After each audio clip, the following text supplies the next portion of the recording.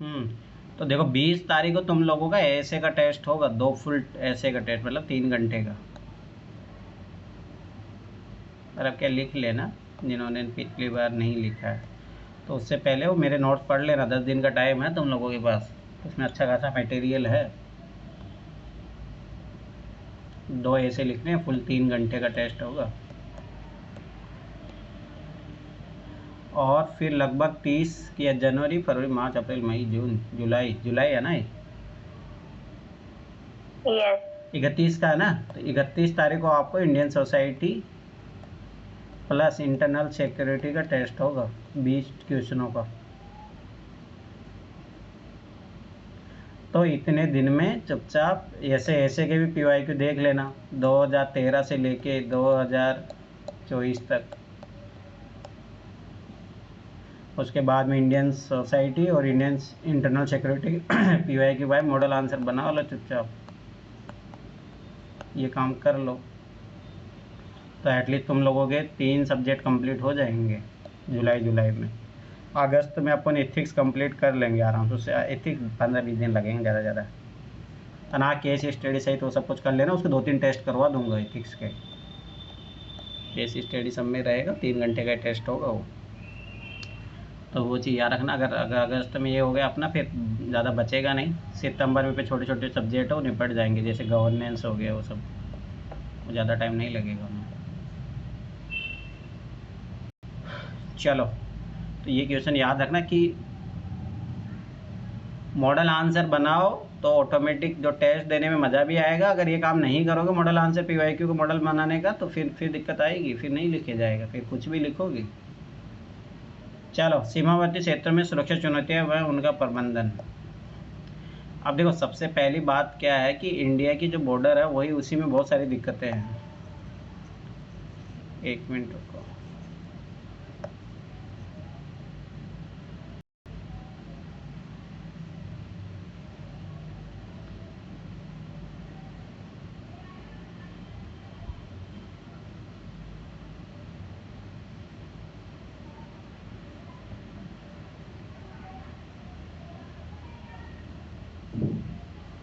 Digital map शायद मिलेगा ना, डिजिटल मैप ज़्यादा बढ़िया रहेगा।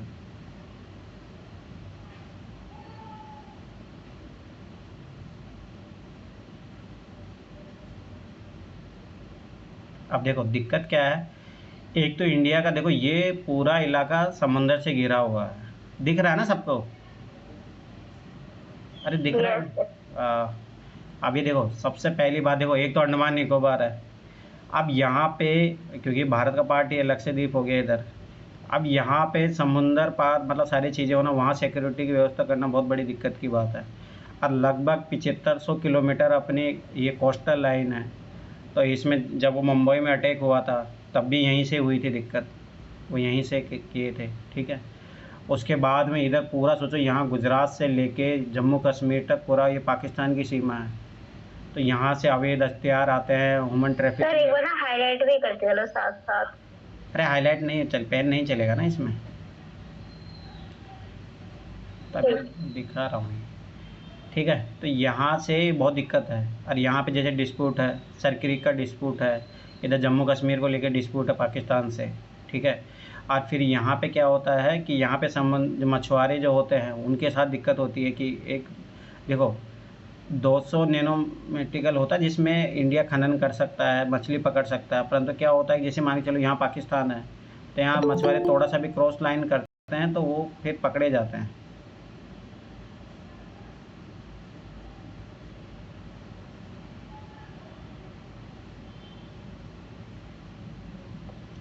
ठीक है, तो ये दिक्कत है।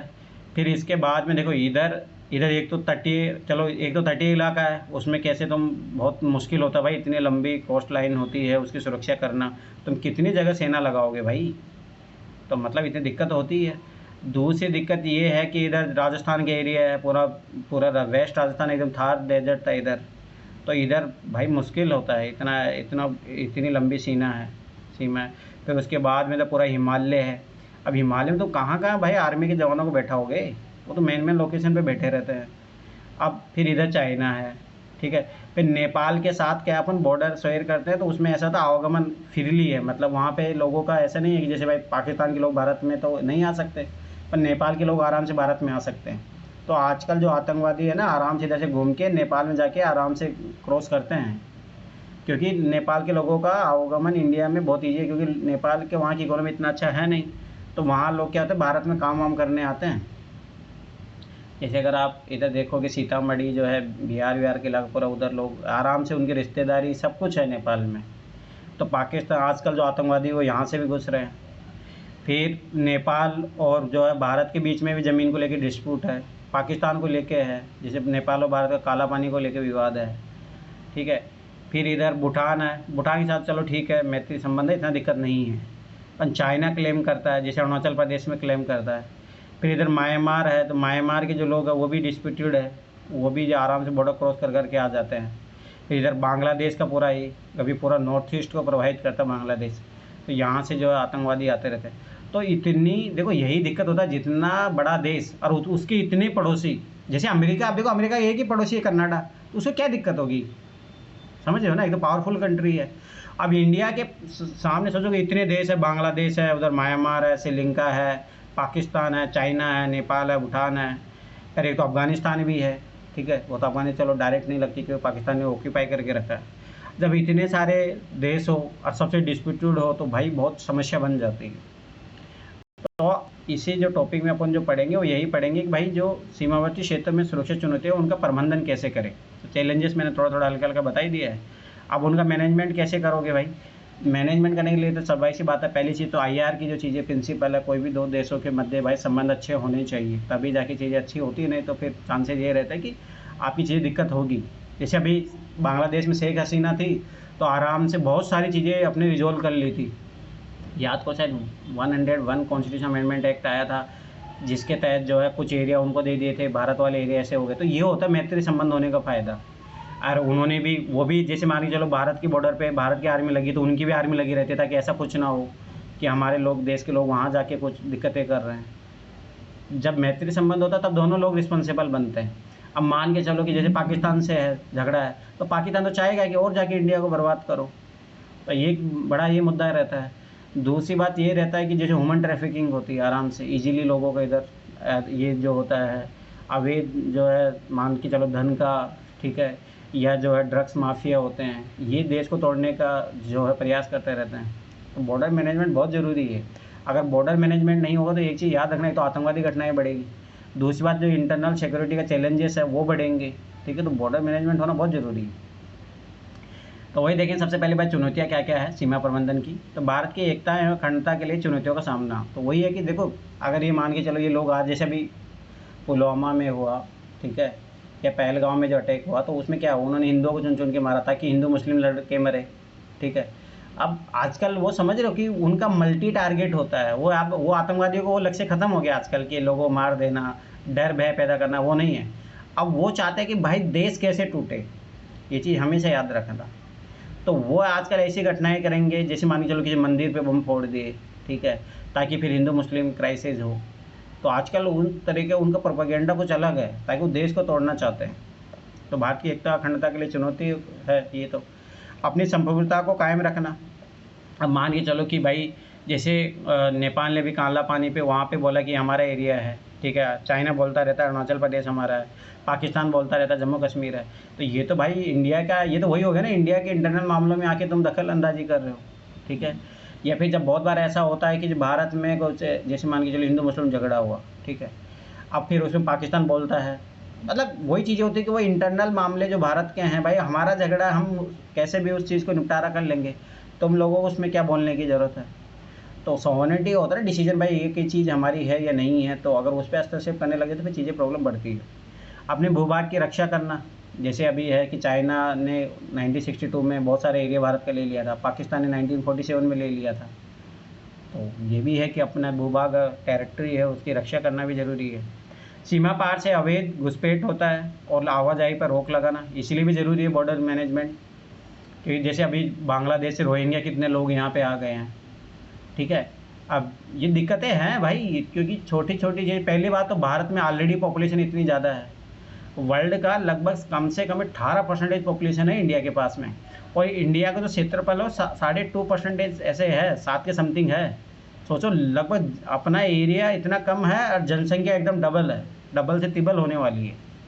तो ये तो बहुत बड़ी प्रॉब्लम है ना, रिसोर्स का ऑलरेडी प्रॉब्लम है, फिर इसमें भी लोग अवैध जो है वो आए जा रहे हैं, तो उससे फिर एक तो ये दिक्कत होती है, तो संसाधनों पर दबाव पड़ता है, फिर इंटरनल जो है कॉन्फ्लिक्ट बढ़ता है। ठीक है, जैसे अभी असम में हो रहा है कि भाई एनआरसी लाओ, इनको बाहर भगाओ इनको, ठीक है, पूरे देश में फिर ये मुद्दे चलते हैं, तो बहुत सारी चीज़ें दिक्कत हो जाती है, इसीलिए बॉर्डर मैनेजमेंट होना बहुत ज़रूरी है। सीमा क्षेत्र में रहने वाले लोगों की सुरक्षा की भावना पैदा करना, तो वही होता है कि जब ये लोग मान के चलो रोहिंग्या जैसे आ जाते हैं लोग, ठीक है, अब ये क्या हो गया वहाँ पे, जब जैसे मतलब सीधा सा सिंपल सा एग्जांपल है, सोचो इंडिया के जैसे बिहार के लोग मान के चलो इधर जाते हैं, जैसे मुंबई में जाते हैं, तमिलनाडु जा रहे हैं, अब जैसे वहाँ पे देखो भाषाई विवाद के कारण कितने लोग एक दूसरे को मार रहे हैं। बहुत बार जब शिवसेना थी जो बिहारियों को मार, उस टाइम शिवसेना तो साफ साफ बोलता था कि बिहारी हमारे जॉब ले रहे हैं, इनको मारो, यहाँ के भगाओ यहाँ से मार के। तो सोचो जब ये देश के लोग ही एक दूसरे को टॉलरेट नहीं करें, तो जो अदर देश से लोग आ रहे हैं उनको कैसे टॉलरेट कर लेंगे, फिर वो मॉब लिंचिंग होगी, लोग मारेंगे एक दूसरे को, अरे तो बांग्लादेशी है, ठीक है, ये रोहिंग्या है, ये है, तो लोगों को मारेंगे फिर उस तरीके से। तो वही चीज़ें दिक्कत हो जाती है। बहुत बार ऐसा होता है कि बहुत सारे लोगों को मार दिया जाता है, चोरी चकारी होती है, तो जैसे उसमें बहुत सारे लोग ऐसे पकड़े जाते हैं वो इंडिया के है ही नहीं, तो ये चीज़ें भी दिक्कत होती है। सभी प्रकार की अवैध तस्करी पर रोक लगाना, मानव ड्रग तस्करी, तो ये भी चीज़ होती है। फिर देखो कोई ना कोई, जैसे मान के चलो अब ये बाहर से कोई लोग आ जाते हैं तो वो क्या करेंगे भाई, कुछ ना कुछ आजीविका की, तो उनके लिए जॉब तो ऐसे मिलेगा नहीं उन लोगों को, तो वो क्या करेंगे, फिर ऐसा ही काम करेंगे, ह्यूमन ट्रैफिकिंग का करेंगे काम, ड्रग्स को इधर से उधर फैलाने का काम करेंगे, आतंकवाद के शिल्प शेल बनेंगे वो लोग। तो इसीलिए तो मतलब क्राइसिस है इन चीज़ों को लेके। भारतीय जाली मुद्रा की तस्करी पर नियंत्रण, ये मोस्टली जो करेंसी नोट बनते हैं बांग्लादेश से, जो बॉर्डर एरिया ना वहाँ से बन के आते हैं, ये चीज़ है। मैंने उस टाइम बताया था कि मेरे गांव का एक लड़का था, तो स्टार्टिंग में जेल गया, तो फिर बाद में सोचा कि वो नकली नोट बनाने का काम सीखा, तो ये सारी चीज़ें होती है। सामान की तस्करी पर रोक, जैसे पशु सोना आदि का भी तस्करी वस्करी होने लग जाता है। तो ये सारे कारण हैं जिनके लिए बॉर्डर मैनेजमेंट बहुत ज़रूरी है। अगर बॉर्डर मैनेजमेंट नहीं होगा तो ये सारी दिक्कतें होगी, तो ये चीज़ याद रखना, इसीलिए बॉर्डर मैनेजमेंट ज़रूरी है। तो इसकी लिमिटेशन क्या क्या है भाई, सीमाओं की पहचान ना होना एवं सीमाओं का सजाते होना बांग्लादेश के साथ। अब जैसे मतलब जैसे नदी बह रही है, अब तुम उसमें क्या कर लोगे, क्या तार बिछा लोगे क्या उसमें, ठीक है, पहाड़ है, बहुत सारे ऊंचे ऊंचे पहाड़ है, क्या करोगे तुम, और लोग जो है आसपास के एकदम सेम दिखने वाले हैं, कैसे तुम आइडेंटिफाई करोगे। तो ये बहुत बड़ा एक चैलेंजेस है। उत्तर पूर्व क्या उग्रवाद को समर्थन देते हैं, जैसे चाइना देता है, आजकल तो बांग्लादेश भी चाइना की बोली बोल रहा है, ठीक है। एलओसी और सरक्रिक और कच्छ के क्षेत्र में दलदल पर नियंत्रण का विवाद है, पाकिस्तान को लेके एलओसी पर विवाद है, सरक्रिक पे है, कच्छ के क्षेत्र में दलदल पर नियंत्रण को लेके विवाद है। तो मतलब वो ये जब अनडिफाइंड एरिया रहेगा, डिस्प्यूटेड मामला है, देखो सबसे बड़ी चीज़ ये है ना, ये सारे जो मुद्दे हैं अब ये जो भी है, ये सारे मुद्दे तभी तक है जब दो दोस्तों के बीच में झगड़े हैं। अगर झगड़े नहीं है, मैत्री संबंध है, तो ऑटोमेटिक ये सारी चीज़ें रिजोल्व हो जाती है। पर वही है कि अगर दुश्मनी है तो फिर छोटी छोटी चीज़ें पे दिक्कत आती है। अब जैसे ना देखो भारत क्यों नहीं, जैसे अभी बांग्लादेश को ऐसा था कि भारत ने 110 गांव दिए थे उनको, और भारत उनसे 50 गांव ऐसे लिया था। अब ये कारण अगर ये देखोगे तो इसमें तो भारत का नुकसान हुआ, सीधी सी बात है। परंतु क्या होता है जब अच्छे संबंध होते हैं ना, तो भाई जो बड़ा व्यक्ति होता है वो हमेशा थोड़ा परोपकार की भावना, चलो कोई नहीं तुम करो, पर शांतिपूर्वक तरीके से रहो। ये जो भारत पाकिस्तान के बीच में विवाद है उसका कारण ही यही है। अगर ये विवाद ऑटोमेटिक एक दिन में खत्म हो जाए, भारत हो सकता है कि आराम से इनको दे भी दे। अब जैसे एलओसी तो आज भी पाकिस्तान के पास ही है, इंडिया एक्सेप्ट नहीं करता उस चीज़ को। तो मेरा कहने मतलब कि जब संबंध अच्छे होते हैं तो ऑटोमेटिक छोटे मोटे विवाद ऑटोमेटिक खत्म हो जाते हैं। इसलिए आईआर बहुत ज़रूरत है। अगर आईआर अच्छा संबंध नहीं है आपके आईआर रिलेटेड, तो फिर दिक्कतें बढ़ती है। समस्या क्या है, प्रकृति अपरिभाषित सीमा है, अनडिफाइंड एरिया है होता है, अतिक्रमित है, अधिग्रहण है चीन और पीओ के द्वारा। अरे गाँवों में जब खेतों को लेकर झगड़ा हो जाता है, भाई ये तो देश है जैसे खेतों में होता है ना भाई, यहाँ मेड़ बनी है तो ये धीरे धीरे लोग ऐसे कर करके यहाँ तक पहुँच गए। ये तो आपने भी देखा होगा, सब जगह है ये चीज़। तो सोचो कि सीमा एरिया है किसी देश का, वहाँ पे भी यही करते हैं कि अभी जैसे अभी चाइना ने उस टाइम युद्ध किया था लॉकडाउन के टाइम, अब ये एरिया बढ़ा लिया, तो ऐसे करते हैं धीरे धीरे। अतिव्यापित है, ओवर लेप्ड है, मतलब ये है कि नदी बह रही है, अब तुम नदी किस एरिया को बाग मानोगे कि ये यहाँ तक है। इंडिया बोला कि हमारे यहाँ तक, बांग्लादेश बोला हमारे यहाँ तक है। अवशिष्ट है, इंटेंडेड है, वही है कि ये मतलब पहाड़ियाँ होती हैं, इन सब सारी चीज़ों से खुली सीमाएं हैं, सजाती है, मतलब सेम लोग एक दूसरे की तरफ रहते हैं तो ज़्यादा पता ही नहीं लगता। विवादित सीमाएं हैं, संबंधों में सबसे मेन चीज़ है संबंधों में कटुता, ये बहुत दिक्कत करता है। सीमा पर अपर्याप्त बुनियादी ढांचा और तकनीकी पिछड़ापन है। भाई आजकल जैसे बहुत बॉर्डर फेंसिंग टेक्नोलॉजी आ गई है, वो चीज़ अपनाओ। कब तक भाई, जैसे मान के चलो यहाँ पानी बह रहा है तो इसमें तुम क्या करोगे, आर्मी जवान से नहीं बैठा दोगे वहाँ पे, अब उसके लिए अलग टेक्नोलॉजी आ चुकी है, वो अपनाओ। सूचनाओं का आदान प्रदान और आपस में कोऑर्डिनेशन की कमी है, तो सबसे बड़ी चीज़ ये है। तो वही मेरा मानना है, सबसे मेन चीज़ यही है कि जब शत्रुतापूर्ण संबंध होते हैं तो बहुत सारी दिक्कतें होती है। वही अगर अब मित्रतापूर्ण संबंध है तो भाई दोनों देश जो है एक दूसरे की सीमाओं की सुरक्षा करेंगे। तो आजकल क्या क्या टेक्नोलॉजी आ चुकी है और ये बहुत इंपॉर्टेंट है, पता होना चाहिए। ठीक है, तो ये रक्षात्मक प्रयास है जो भाई हम बाहर, ये मान के चलो भारत की बॉर्डर है तो हम पहले से लगा के रखें यहाँ पे, ताकि कोई भी आ रहा है, इलीगल एक्टिविटी हो रही है उसको पहचान सके।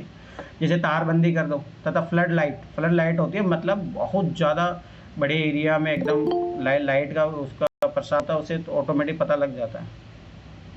अरे आजकल पता नहीं लग रही कहाँ पे है।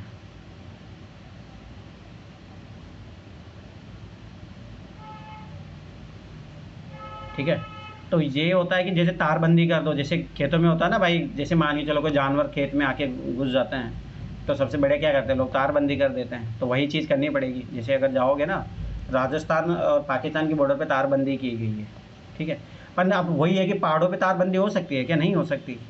और जो मान के चलो कि नदी बह रही है, क्या वहाँ पे हो सकती है, नहीं हो सकती, वहाँ पे भी नहीं हो सकती। तो वहाँ के लिए क्या करना पड़ेगा फिर, ये फ्लड लाइट कर दो ताकि कोई लोग आ जा रहे हैं वो दिखे दूर रात को। ठीक है, स्मार्ट फेंसिंग करनी पड़ेगी, जैसे इजराइल ने जो किया है। ठीक है, इसमें ऐसा होता है कि लेज़र के द्वारा होता है स्मार्ट फेंसिंग में, तो ऑटोमेटिक जैसे क्या होता है, लेज़र लगी रहती है नीचे नीचे, है ना। जैसे कोई व्यक्ति या जानवर कुछ भी क्रॉस करेगा ना, तो वो ऑटोमेटिक आइडेंटिफाई हो जाता है आपके सर्वर में कि कोई आ गया है, वहाँ पे वाइब्रेशन हो जाता है। ऐसी चीज़ें करनी पड़ेगी। बॉर्डर आउटपोस्ट बनाना, ये तो बनाते ही हैं, मतलब हर एक 5 किलोमीटर 10 किलोमीटर के एरिया में एक ना एक बॉर्डर पोस्ट रहती है, और वहाँ पे पुलिस वाले है ना एकदम ऐसे कर, वो क्या बोलते हैं, गश्ती देते रहते हैं। ठीक है, सड़क जैसी बुनियादी सेवाओं को, सुविधाओं को विकास करना पड़ेगा, ताकि मान के चलो कभी झगड़े होते हैं या कुछ भी होता है तो आराम से कनेक्टिविटी होनी चाहिए। इसीलिए आजकल BRI जो है, याद रखना, रक्षा मंत्रालय के तहत आती है।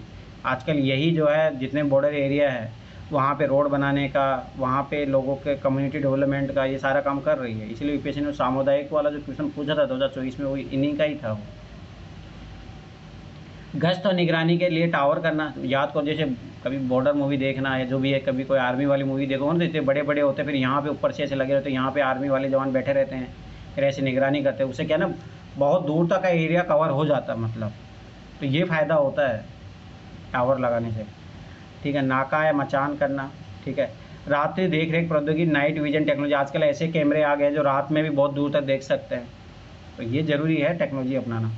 CCTV और थर्मल छवि वाले उपकरण, वही बता, इमेज आ जाती है ऑटोमेटिक। लेजर बैरियर तो मैं जो बता ही रहा था अभी। अंडरग्राउंड माइनिंग करना, आजकल, पहले के ज़माने में यही होता था, अंडरग्राउंड बनी रहती थी।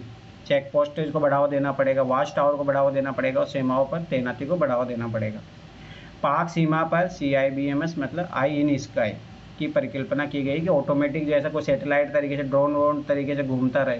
देखो, ह्यूमन की भाई एक लिमिटेशन होती है। जैसे मान चलो किसी को आपने गश्ती के लिए लगा दिया, पर वो हो सकता है व्यक्ति सो जाए, मतलब भाई कुछ भी हो सकता है, रात को सो जाए, नींद आ गई, तो कोई भी मान के चलो उसी टाइम को, या दूसरी बात ये मान के चलो कि वहाँ व्यक्ति बैठा है वो करप्शन ले ले, बहुत बार ऐसा होता है। परंतु सोचो टेक्नोलॉजी ने ना, तो तुम उसको करप्शन दे सकते हो ना कुछ दे सकते हो। तो टेक्नोलॉजी का यूज इसीलिए तो आजकल देखो ना, मतलब ऑफिसों में जगह क्यों होता है, क्योंकि उसको तुम बेवकूफ़ नहीं बना सकते, आदमी को तो बना सकते हो, आदमी लालची भी होता है। तो टेक्नोलॉजी का यूज ज़्यादा ज़रूरी है। स्मार्ट सीमा का निर्माण करना, 24/7/365 निगरानी बढ़ेगी इससे। सैटेलाइट के द्वारा निगरानी करना, अंडरग्राउंड सेंसर, थर्मल इमेजिंग, चौकसी, उच्च दक्षता वाले टेलीस्कोप, सीमा क्षेत्र विकास कार्यक्रम भी ये बहुत ज़रूरी है। अब इससे क्या होगा, बॉर्डर एरिया डेवलपमेंट प्रोग्राम से, इससे क्या होता है कि वहाँ के जो लोकल लोग हैं ना, वो आप ये गुप्तचर के तरह काम करेंगे, क्यों, उनको सब समझ रहती है भाई, वो लोग कितने हज़ारों सालों से वहाँ रह रहे, उनके दादा परदादा वहाँ रहे थे। तो सबसे बेस्ट तरीका है कि वहाँ के जो लोकल लोग हैं ना, उनका दिल जीतो तुम, तो ऑटोमेटिक उनको सब पता रहता है कि कौन से रास्ते हैं, कौन लोग आ रहा है पाकिस्तान से या जो भी है, सब कुछ पता रहता है उनको। तो सबसे ज़्यादा ज़रूरी है कि उनका लोगों का विश्वास जीतना। तो विकासात्मक कार्य क्या करने पड़ेंगे? बॉर्डर एरिया विकास कार्यक्रम 7वीं पंचवर्षीय योजना, ठीक है, ये सोचो उसी टाइम से चल रहा है। लोगों का विश्वास जीतने का प्रयास करना पड़ेगा, तो इसके लिए समावेशी विकास को बढ़ावा देना पड़ेगा, जो वही पॉइंट जो मैं बोल रहा था अभी, बहुत ज़रूरी है। देखो ऐसे नहीं है कि आप आर्मी के जवान लगा दो वहाँ पे, लोगों का तुम्हें कोई मतलब ही नहीं है, वहाँ गरीब है, मत के चलो भुखमरी से मर रहे हैं, ऐसे नहीं चलेगा काम। तो वही नहीं तो फिर आतंकवादियों सहयोग करेंगे फिर वो लोग। तो ज़रूरी है वहाँ के लोगों को जीतना, वहाँ के लोगों को दिल जीतना। कूटनीतिक लेवल पे क्या प्रयास करने पड़ेंगे? सीमा विवादों पर बातचीत या समाधान, जैसे बांग्लादेश के साथ शेख हसीना थी जब किया गया ये प्रयास, ये बहुत इंपॉर्टेंट है, याद रखना, ठीक है। सीमा समझौते किए गए, बांग्लादेश के साथ किए गए। संयुक्त निगरानी करना, जैसे इंडिया और बांग्लादेश कर रहा है बॉर्डर पे, ठीक है, जब अच्छे संबंध होते हैं तब ऐसा होता है। सूचनाओं का आदान प्रदान करना, संयुक्त सैन्य अभ्यास करना, जैसे श्रीलंका के साथ भी करते हैं, अपन बांग्लादेश के साथ भी करते थे। द्विपक्षीय संस्थागत तंत्र होना, ठीक है, विनियमन करना, राष्ट्रीय पहचान पत्र बनाना, नेशनल आइडेंटिटी जैसे आधार कार्ड हो गया, इंटीग्रेटेड चेक पोस्ट, ठीक है, ये सारी चीज़ें हैं। कारगिल कमेटी बनी थी जब 1999 में जब कारगिल युद्ध हुआ था ना, उसके बाद में कमेटी बनी थी रिव्यू के लिए। उन्होंने कुछ कुछ मतलब रिकमेंडेशन दिया है, माधव गोडबोले के उसके निर्देशन में बनी थी ये। तो उन्होंने बोला है एक सीमा पर एक बल हो, तो आजकल इसका तो पालन किया जा रहा है। जैसे देखना, पाकिस्तान की सीमा और बांग्लादेश की सीमा पे बीएसएफ ही लगा रहता है, ये चीज़ याद रखना, बीएसएफ का और कहीं नहीं जाता, ठीक है। फिर इधर आ जाओ, आईटीबीपी बना है, ये जो है तिब्बत एरिया की बॉर्डर पे लगा रहता है। एक असम राइफल्स है जो असम की बॉर्डर पे लगा रहता है, ऐसे है मतलब।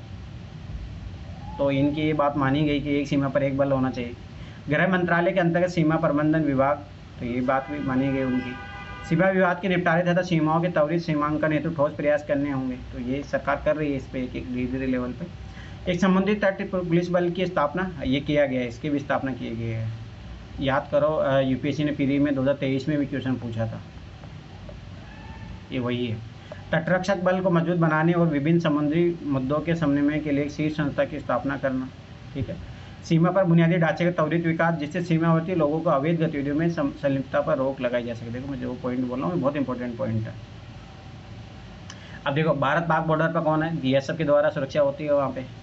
अब भारत पाक बॉर्डर पे दिक्कतें क्या है भाई? वहाँ पे रेगिस्तान है, दलदल है, पर्वत पहाड़ है, नदी है, बर्फीले क्षेत्र है, ठीक है। 3323 किलोमीटर सीमा लगती है भारत पाकिस्तान की, जिसमें जम्मू कश्मीर, ठीक है, गुजरात है, पंजाब है, राजस्थान है, लद्दाख का एरिया कुछ, रेड क्लिफ लाइन भी है, एलओसी है, ठीक है। अब आगे देखो, बॉर्डर विवाद क्या? सियाचिन ग्लेशियर का विवाद है, सर्की रिक का विवाद है, ठीक है। समाधान क्या है? थालवे डॉक्ट्राइन का पालन करना, ये चीज़ याद रखना। सर्की रिक के समाधान के लिए इन्होंने एक डॉक्ट्राइन दी थी, मतलब प्रिंसिपल बताया था, इससे समाधान हो सकता है। गिलगित बाल्टिस्तान का मुद्दा है। नदी जल विवाद है, जैसे अभी सिंधु जल समझौता, अब ये बहुत बड़ा मामला हो सकता है। अगर पहली बात ऐसे अभी भारत रोक नहीं रहा है, मतलब ठीक है, मतलब समझ रहे हो ना कि जनता को बेवकूफ़ बनाया जा रहा है। अगर पानी रोक देता ना अब तक तो पाकिस्तान युद्ध कर देता, और बस वही है कि जनता को बेवकूफ़ बनाया जा रहा है कि हाँ हमने पानी रोक दिया पाकिस्तान का, बस ऐसा कुछ ही नहीं हुआ। ये चीज़ याद रखना, ये सरकार के पास अल्टरनेटिव ऑप्शन है ही नहीं, तो वही बात है। परंतु अगर मानी चलो जिस दिन सिंधु जल नदी का पानी रोक दिया ना भारत ने, तो याद रखना उसी दिन पाकिस्तान अटैक कर देगा भारत पर। स्मगलिंग व ट्रैफिकिंग होती है इन चीज़ों में। कच्छ का रण का क्षेत्र, रेड क्लिफ लाइन पर सीमा पर सुरक्षा चुनौतियाँ हैं, ठीक है। हथियार, ड्रग्स, नकली नोट और मानव तस्करी की समस्या है। भारत पाकिस्तान की सीमा की बॉर्डर की बात है, ये चीज़ याद रखना। आतंकी हमले होते हैं व तस्करी में ड्रोन का प्रयोग किया जाता है। याद करो 2016 में जो अटैक हुआ था उसमें ड्रोन का यूज किया गया था। सीमावर्ती क्षेत्रों में युद्ध अभ्यास में सैनिकों का एकत्रीकरण, ठीक है। भारत पाक सीमा पर पाकिस्तान द्वारा अवसंरचनात्मक विकास, स्पेशल इकोनॉमी जोन का निर्माण, जैसे वहाँ पे सीपीईसी का निर्माण, ये बहुत बड़ी समस्या है। चीन पाकिस्तान आर्थिक गलियारा, ये सीपीईसी यही है। तो अब भाई भारत जो पाकिस्तान के बॉर्डर है उसके लिए सरकार क्या प्रयास कर रही है? एनर्जी का विकास कर रही है, ठीक है, फेंसिंग कर रही है, फ्लड लाइट्स का बना रही है, प्रौद्योगिकी उपयोग कर रही है, CIBMS मतलब comprehensive integrated border area management system, व्यापक एकीकृत सीमा प्रबंधन प्रणाली को बढ़ावा दिया जा रहा है। अब इंडिया चीन बॉर्डर पे क्या क्या विवाद है भाई? पहली बार लगभग 3000 की समथिंग किलोमीटर सीमा है भारत की और चीन की। इसमें जम्मू कश्मीर है, लद्दाख है, उत्तराखंड है, हिमाचल प्रदेश है, सिक्किम है, अरुणाचल प्रदेश है, और याद रखना इसकी सुरक्षा कौन करता है, ITBP करता है, जो मैं बता ही रहा था। और याद रखना उधर जो बांग्लादेश और पाकिस्तान बॉर्डर पे जो है BSF है। पश्चिमी सेक्टर अक्साई चीन, ठीक है। तो ये जो है 1962 के युद्ध में भारत का बहुत बड़ा एरिया ले लिया था इन्होंने, ठीक है।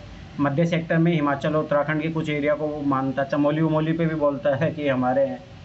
पूरी सेक्टर में सिक्किम पे अपना बोलता दावा, अरुणाचल प्रदेश पे अपना दावा मानता है।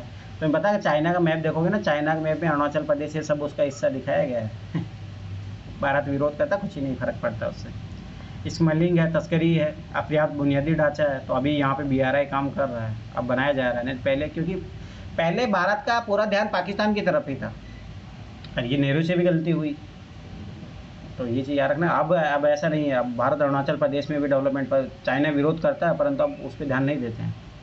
पानी के बंटवारे को लेकर मुद्दा है, कौन सा, ब्रह्मपुत्र नदी को, ये चीज़ याद रखना। गलवान घाटी है, जो ये युद्ध हुआ 2020 में लद्दाख में, ठीक है। सरकार द्वारा क्या प्रयास किया जा रहा है भारत चाइना बॉर्डर पे, विश्वास निर्माण, ठीक है।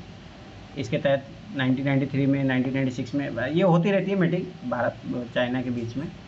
बुनियादी ढांचा विकास, तो मैं बता ही रहा था, BRI कर रहा है वहाँ पे काम। आर्मी अवशोषणा प्रोजेक्ट, इसीलिए तो 2020 में जो है चाइना ने अटैक किया भारत पे, कि ये वहाँ पे रोडें, भारत ने करने अच्छी खासी रोडें बना ली थी वहाँ पे। सड़क निर्माण, 18 सीमा सड़कें 7 पूर्ण होने वाली है, तब तो हो ही चुकी है, ठीक है।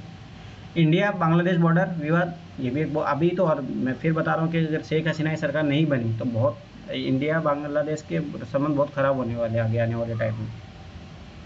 एक शेख जजिया करके कुछ है, मतलब जस्ट जो अपोजिशन है उनकी, वो बहुत मतलब कट्टर विरोधी है भारत की, तो बहुत ज़्यादा दिक्कत हो जाएगी। तो 4000 किलोमीटर लगभग सीमा लगती है, सोचो। इसमें कौन कौन से है जो बांग्लादेश से बॉर्डर लगती है, वेस्ट बंगाल है, मेघालय है, त्रिपुरा है, मिजोरम है, असम है, और इसका सुरक्षा जो करता है BSF ही करता है। बॉर्डर फेंसिंग विवाद है, ठीक है। अवैध माइग्रेशन होता है, मवेशी व अन्य तस्करी होती है, तो तुम्हें पता पशुओं की चोरी हो जाती है, बहुत सारी चीज़ें हैं। विवाद तीस्ता जल का विवाद है यार, इसमें सबसे मेन है ममता बनर्जी जब तक है बंगाल में, तब तक ये चीज़ याद रख लेना, कभी एक्सेप्ट नहीं करेगी। इसके कारण विवाद है, वो एक्सेप्ट नहीं करती। अवैध सीमा पार विवाद है, ठीक है। सरकारी पहल क्या करिए, सरकार सीमा सुरक्षा ग्रिड बना रही है, बोल्ड QIT शुरुआत की है, भूमि सीमा समझौता किया था, याद करोगी, वही मैं बता रहा था, जो भारत ने कुछ गांव दिए थे उसको। द्विपक्षीय समझौता का, और CIBMS, ये हर जगह मन कर रहे हैं कि कॉन्फिडेंस ये वाला ये वाला। व्यापक एकीकृत सीमा प्रबंधन प्रणाली, इसको बढ़ावा अपन दे रहे हैं। फिर इंडिया नेपाल बॉर्डर पर, इसका याद रखना कि यहाँ पे जो बॉर्डर पे लगी है सीमा सशस्त्र बल लगा है, सशस्त्र सीमा बल SSB लगा है, लगभग 1750 किलोमीटर है, ठीक है। कौन कौन से लगते हैं भारत के राज्य, उत्तराखंड लगता है, UP लगता है, बिहार लगता है, वेस्ट बंगाल लगता है, और सिक्किम लगता है, ठीक है। बॉर्डर विवाद कौन से हैं, काला पानी वाला, ये जो है लॉकडाउन के टाइम में आया था, लिपू लेक, ठीक है। आजकल वो तो मतलब ये धार्मिक विवाद भी हो गया है, जब से KP ओली बना ना, तब से थोड़ा चाइना की गोद में जाके बैठ गया है ये। तो वो ये बोलता है कि राम का जन्म है ना अयोध्या में नहीं हुआ है, नेपाल के किसी इलाके में हुआ है, तो ये भी आजकल एक विवाद है। शरणार्थी समस्या है, ठीक है। नेपाल के लोग आते हैं क्योंकि नेपाल में वहाँ की इकोनॉमी इतना अच्छा काम करती नहीं है, तो वहाँ से लोग, जैसे जिसमें भी खास तौर से मधेसी समुदाय, जो इधर साउथ में नेपाल के साउथ के एरिया वाले, ये लोग भारत में भारत का संबंध जो है शादी और नात इन लोगों के साथ ही रहते हैं। तस्करी होती है, ह्यूमन ट्रैफिकिंग बहुत ज़्यादा, खासतौर से लड़कियों का अवैध व्यापार बहुत ज़्यादा होता है। मधेसी विवाद है, ठीक है। आतंकियों की घुसपैठ है, मैं बता ही रहा था कि नेपाल से आजकल आतंकी घुसते हैं, ठीक है। सरकारी पहल, सरकार क्या कर रही है भाई, सुरक्षा कर्मियों की संख्या में वृद्धि कर रही है। पहले है ना, शायद कब हुआ था, शायद संसद में जब अटैक हुआ था ना 2001 में, 2001 या 2 में, तो वो यहीं से आए थे, तब से। नहीं तो पहले ना कोई ध्यान ही नहीं देता था यहाँ पे, भारत नेपाल के बॉर्डर पे। तब पहली बार जब पता लगा, याद करो जो हाईजैक हुआ था वो विमान, वो भी यहीं से हुआ था। तब से भारत जो है वहाँ पे, अब तो चेक पोस्टें भी बनने लगी है, नहीं तो पहले तो कुछ भी नहीं था, ऐसे था कि भारत का राज्य है वो, कोई फ़र्क ही नहीं था, मतलब देश तो मानते नहीं थे नेपाल को। फिर बाद में दिक्कतें बढ़ी है ये। सीमा डिस्ट्रिक्ट समन्वय कमेटी बनी है, द्विपक्षीय वार्ता हो रही है, भारत नेपाल सीमा पर सड़क का निर्माण हो रहा है, एकीकृत जांच चौकी है, नया खुफिया खंड बन रहा है, क्योंकि अब दिक्कतें बढ़ रही है ना। फिर बात आती है भाई इंडिया म्यांमार बॉर्डर की विवाद की, तो इसे याद रखना कि असम राइफल जो है यहाँ पे लगी हुई है, लगभग 16 किलोमीटर, 16 नहीं 161 किलोमीटर है, वही तो 16 किलोमीटर, चलिए बहुत अच्छा खासा एरिया लगा है। अरुणाचल प्रदेश लगा है, नागालैंड लगा है, मणिपुर लगा है और मिजोरम लगा है। अरे ना, बहुत बड़ा कारण है कि जो नॉर्थ ईस्ट में जो विवाद, ये दंगे होते थे, इनमें म्यांमार का बहुत बड़ा रोल। म्यांमार की सरकार नहीं, मतलब वहाँ के जो, जैसे भारत में नक्सलवादी होते हैं ना, वो वैसे वहाँ पे भी है, और वो भारत को तोड़ना चाहते हैं, ये चीज़ याद रखना। आवागमन व्यवस्था का दुरुपयोग करते हैं, वही है यहाँ पे भी, फिर वही है, नेपाल की तरह ही है कि लोग यहाँ पे आना जाना है, ठीक है। हथियारों और हथियार संबंधी वस्तुओं की तस्करी होती है, चाइना वाइना आराम से सपोर्ट करती है उधर। भौगोलिक स्थिति ऐसी है, वही है, जंगल वंगल है, पूरे एकदम गहरे जंगल है, नदियाँ है, बहुत दिक्कतें है। अवैध प्रवास है, नारकोटिक्स का काला बाजार है, मैंने वो बताया था कि गोल्डन क्राइस्टेंट और गोल्डन ट्रायंगल और ये वाला क्राइस्टेंट वाला, तो इसमें ना म्यांमार ये वाला पार्ट है, और एक लाओस है और एक थाईलैंड है, ये 3 देश है। तो यहाँ से तो ड्रग्स बन के जाता है, और यहाँ से ह्यूमन ट्रैफिकिंग, ये सब सारी चीज़ें होती है। तो ये भारत जो है इसके बीच में आता है, तो ये बहुत दिक्कत है। उग्रवादियों द्वारा दुरुपयोग किया जाता है, वो क्या करते हैं ना, जैसे नॉर्थ ईस्ट के जो होते हैं ना, जो लोग, मतलब वहाँ बहुत सारे संगठन बने हैं, तो वो क्या करते हैं, भारत में मान के चलो यहाँ आर्मी के जवानों को मार के चले गए, म्यांमार छुप जाते हैं। वहाँ के जो लोग हैं, जो वहाँ की सरकार के खिलाफ लड़ रहे हैं, वो वहाँ से छुप के इंडिया में छुप जाते हैं, क्योंकि बहुत गहरे जंगल है, तो ये भी उसका भी फ़ायदा उठाते हैं। सरकारी पहल क्या है भाई, एकीकृत चेक पोस्ट बनाई जा रही है वहाँ पे, ऑपरेशन सनराइज़ 2019 में, इसी के तहत मारे गए थे वहाँ पे लोगों को। मतलब वही एक बात, आर्मी के जवानों को मार के चले गए, फिर वहाँ म्यांमार की सीमा में घुस के मार के आए थे। फेंसिंग, एकीकृत सीमा कार्य समूह किया जा रहा है यहाँ पे भी। भारत भूटान बॉर्डर इतना ज़्यादा यहाँ दिक्कत नहीं है, तो यहाँ पे भी एसएसबी कर रहा है, जो नेपाल की सीमा पे काम कर रहा है। लगभग 700 किलोमीटर की सीमा है। असम में लगता है, अरुणाचल प्रदेश है, वेस्ट बंगाल और सिक्किम है। सीमा विवाद, ठीक है, तो वही है डोकलाम मुद्दा, जो 2017 में आया था, पर रिजोल्व कर लिया गया, इसको कितनी बड़ी बात नहीं है। तस्करी है, थोड़ा बहुत है। सरकारी पहल क्या है, द्विपक्षीय सहयोग है, मतलब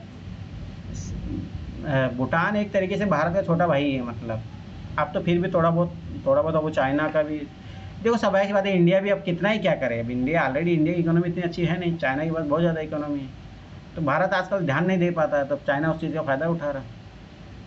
सीमा जल समन्वय बैंक बैठक तंत्र बना हुआ है, सड़क निर्माण भारत ही करता है, ऑपरेशन ऑल क्लियर 2003-4 में चलाया गया, न्यू इंटेलिजेंस सेक्शन भी बनाया गया है, ठीक है। तो ये सारी चीज़ें हैं। आपका ये हो गया सीमा क्षेत्र सुरक्षित, संगठित अपराध और आतंकवाद के बीच संबंध अपन उधर कर ही चुके हैं, तो लगभग टॉपिक नंबर 19 कंप्लीट हो गया। अब आती है वायु क्षेत्र सुरक्षा चुनौतियाँ प्रबंधन, ऐसे तो डायरेक्ट अपने सिलेबस का पार्ट नहीं है, फिर भी ठीक है, देख लेते हैं। पर हाँ देखो, वही होता ना, अब देखो मैंने उस टाइम ये नोट्स में बनाया था, लगभग 2020 के टाइम है ना, अब ये क्वेश्चन पूछा आपकी बात 2024 में। देखो मैं फिर 12 बता रहा हूँ कि कब कौन सा मुद्दा जो है कब पूछ लिया जाए, यूपीएससी कोई भरोसा नहीं है। अब आगे देखो,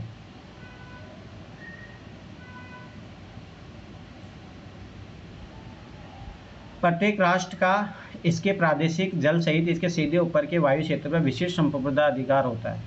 अंतर्राष्ट्रीय नागर विमान मंत्रालय, एक चीज़ याद रखना, जैसे अभी भारत पाकिस्तान के बीच में युद्ध हुआ था ना, तो ये बहुत बड़ी बात हुई थी। क्या हुआ था कि जैसे कभी भी देखना, जैसे अभी ईरान इजराइल में युद्ध हुआ, तो ये अपने जो एरिया होता है ना, जैसे मान के चलो भारत की इतनी सीमा है, तो इसके ऊपर अब कोई भी जो है भारत की अनुमति के बिना कोई विमान भी नहीं उड़ सकता, ये चीज़ याद रखना। तो ये उसी लिए है, ठीक है, तो ये चीज़ याद रखना। एक बार ऐसा हुआ था कि बिना अनुमति के शायद अमेरिका का आ गया था, तो ऐसा नहीं होता, बिना अनुमति लेनी पड़ती है, उसके बाद में आता है। तो चैलेंजेस क्या है यहाँ पे भाई, पुरलिया हथियार हमला हुआ था 1995 में, ऐसे बहुत सारे WTC पे याद करो, 9/11 का हमला जो लादेन ने करवाया था उस टाइम। नेपाल से IC 814 अपहरण हुआ था, जो भारत से याद करो उसको अपहरण कर लिया था, इसमें मूवी बनी एक अच्छी खासी, ठीक है। चीन पाकिस्तान जैसे देशों ने प्रभावी लड़ाकू विमानों को धारण किया है। 1 मिनट में सोचो, वो तो ये है ना, नियमों का पालन होता है। जैसे मान के चलो, अगर गलती से भी पाकिस्तान का एक विमान इधर उड़ के आ जाए भारत की सेना में, तो एक मिनट में युद्ध शुरू हो जाए, इसलिए बचते हैं सब देश। याद करो जब अभी हुआ था, तो उसमें उन्होंने वो गलती नहीं किया कि भारत के जो ये जो मतलब एरियल जो क्षेत्र है उसमें उसने बिल्कुल भी प्रवेश नहीं किया, नहीं तो 1 मिनट लगती है युद्ध होने में, पर भारत जाके मार के आया वहाँ पे। पर भारत, मतलब ऐसा बोला जाता है कि भारत नहीं, कि मतलब यहीं से इतनी भारत की क्षमता थी कि वो यहीं से सोचो बॉर्डर एरिया करो, इसीलिए ना भारत के कुछ अब ये बॉल तो नहीं है, पर राफेल विमान जो है ना गिरे हैं भारत के, ये चीज़ याद रख लेना, गिरे हैं। चीन द्वारा कई क्षेत्रों में वायु रक्षा पहचान जोन का विस्तार किया जाना, ठीक है।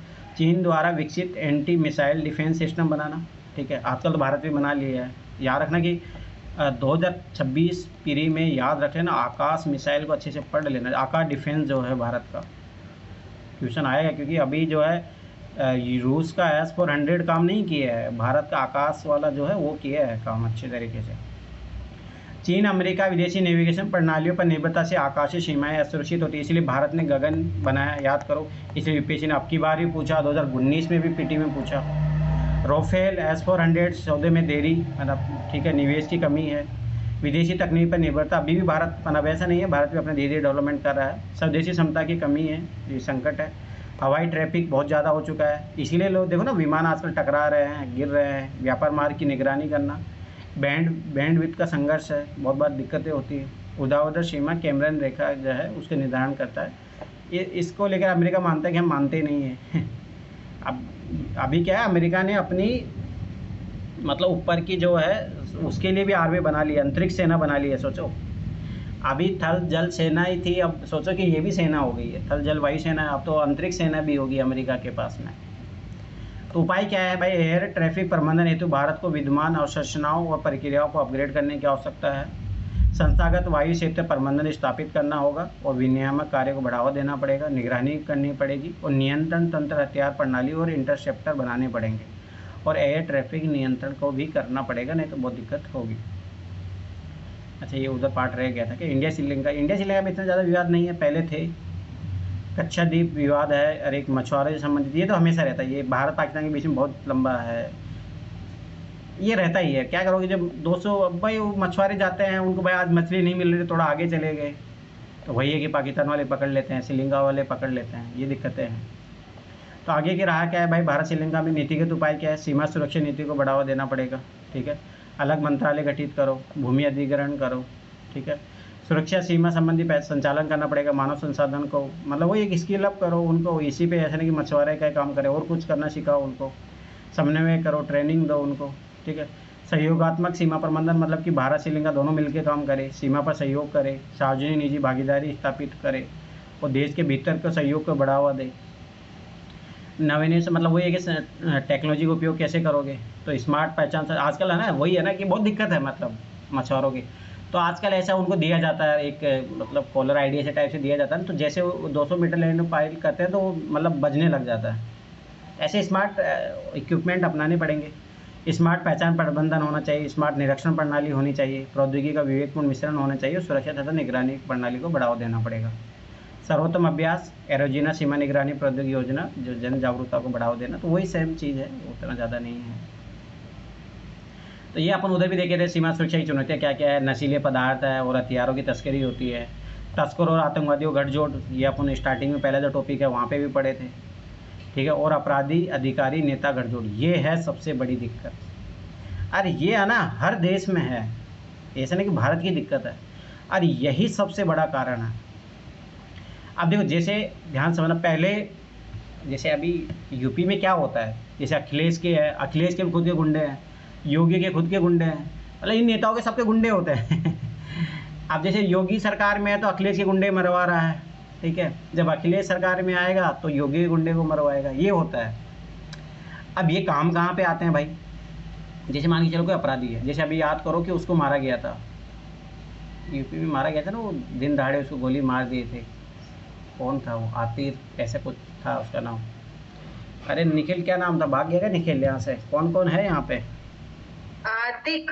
आतिक अहमद ऐसे करके था, उसको याद करो। हाँ, अब तुम्हें क्या लगता है उसको भाई मारा गया है जानबूझ के, तुम्हें क्या लगता है उन लड़कों को क्या मतलब है भाई उससे?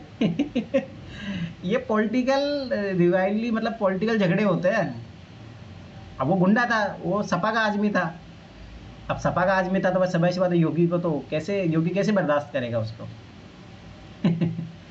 तो ये होता है। अब देखो, जैसे क्रिमिनल है, जैसे आताराम में ये जो है, जो भी था, तो ये क्रिमिनल था भाई, किसी ज़माने में ये नेताओं के लिए काम करता था, मतलब चुनाव जिताने के लिए, बूथ कैप्चरिंग करने के लिए, ठीक है। अब ये है, मान के चलो कोई अपराधी है ये व्यक्ति, ठीक, अब ये इस पे सरकार का सहयोग है, ठीक है, नेता गठजोड़ है, आराम से ये यहाँ पे बैठा है। अब जो प्रशासन है भाई वो इसके अनुसार काम करेगा, प्रशासन के ऊपर तो ये बैठा रहेगा ना ऊपर।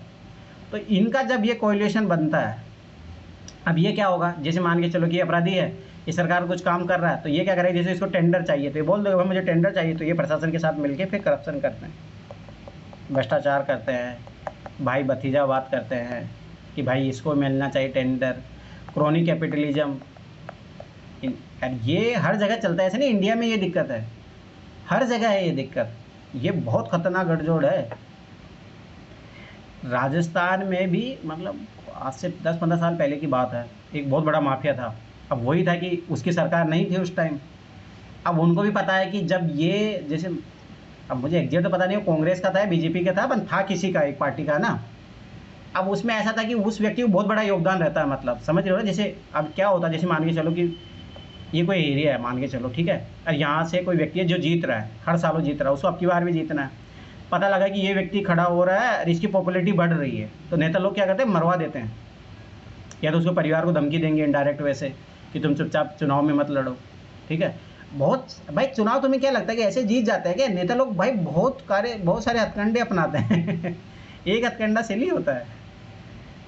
तो वही सारी चीज़ें हैं, ये दिक्कतें है ही राज्य। अब ये क्या होता है जब अपराधी ऐसे मिले रहते हैं अधिकारी नेता, तो ये क्या करते हैं ना, फिर बॉर्डर पार करवाना।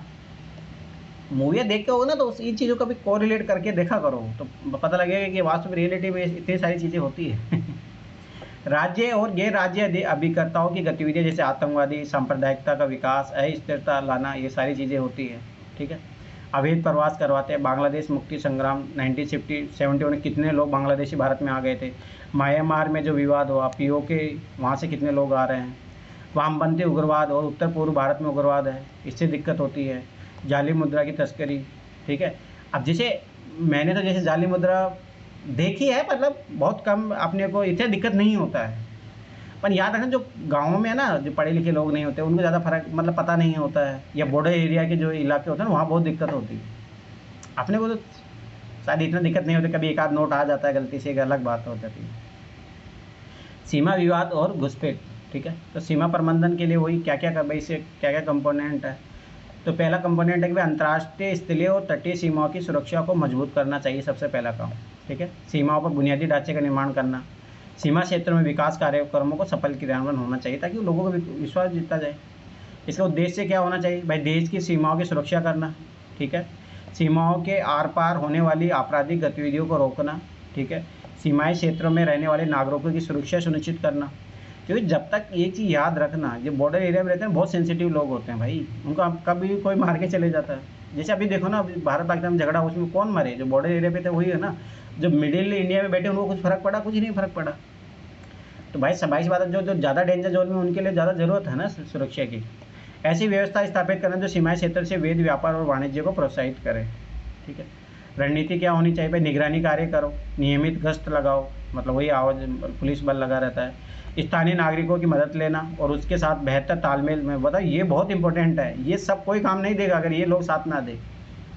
सीमा चौकियों की स्थापना करना, night vision camera, thermal imager, radar, कृत्रिम उपग्रह। याद करो जो कारगिल में, वो तो सोचो कि वो जो भेड़ बकरी चराने वाले थे उन्होंने बताया, नहीं तो भारतीय सेना तो सो रही थी मतलब समझो भाई, हकीकत ये है। इसीलिए बहुत ज़रूरी है लोकल लोगों का विश्वास जीतना। सोचो तो भेड़िया जो लोग थे वो जब हाइट पे चराने गए तो उनको देखा, उन्होंने आके फिर आर्मी के जवानों को बताया। नहीं तो पता ही नहीं लगता भाई वो चीज़ें, तब तक तो कंट्रोल भी हो जाते हैं। और वहाँ पे एक बार पाकिस्तान का उधर पे जम्मू कश्मीर पे मुश्किल था भारत का कंट्रोल रख पाना, क्योंकि कुछ चेक पॉइंट होते हैं बहुत इंपॉर्टेंट होते हैं वहाँ से। क्योंकि याद रखना कि जो ऊपर बैठा रहता है ना पहाड़ में, उसको कोई नहीं हरा सकता। इसलिए सोचो भारत के कितने लोग मरे थे उस टाइम, आर्मी जवान बहुत मरे थे उस टाइम। आवाजाही के विनियमन, विशेष पहचान पत्र बनाना, विकास कार्यों को बढ़ावा देना, सीमा प्रबंधन विभाग, गृह मंत्रालय। संस्थागत उपाय क्या है, सूचनाओं का आदान प्रदान और कोऑर्डिनेशन को बढ़ावा देना पड़ेगा। अब ये तो अपने लगभग तटीय इलाकों की बात की भाई, तटीय इलाकों में कैसे क्या करना पड़ेगा। अब समुंदर वाला जो कोस्टल एरिया है, क्योंकि लगभग 7500 किलोमीटर इसकी अपनी है, तो भारत में समुद्री सुरक्षा चुनौतियों और प्रबंधन क्या है इसके, ठीक है।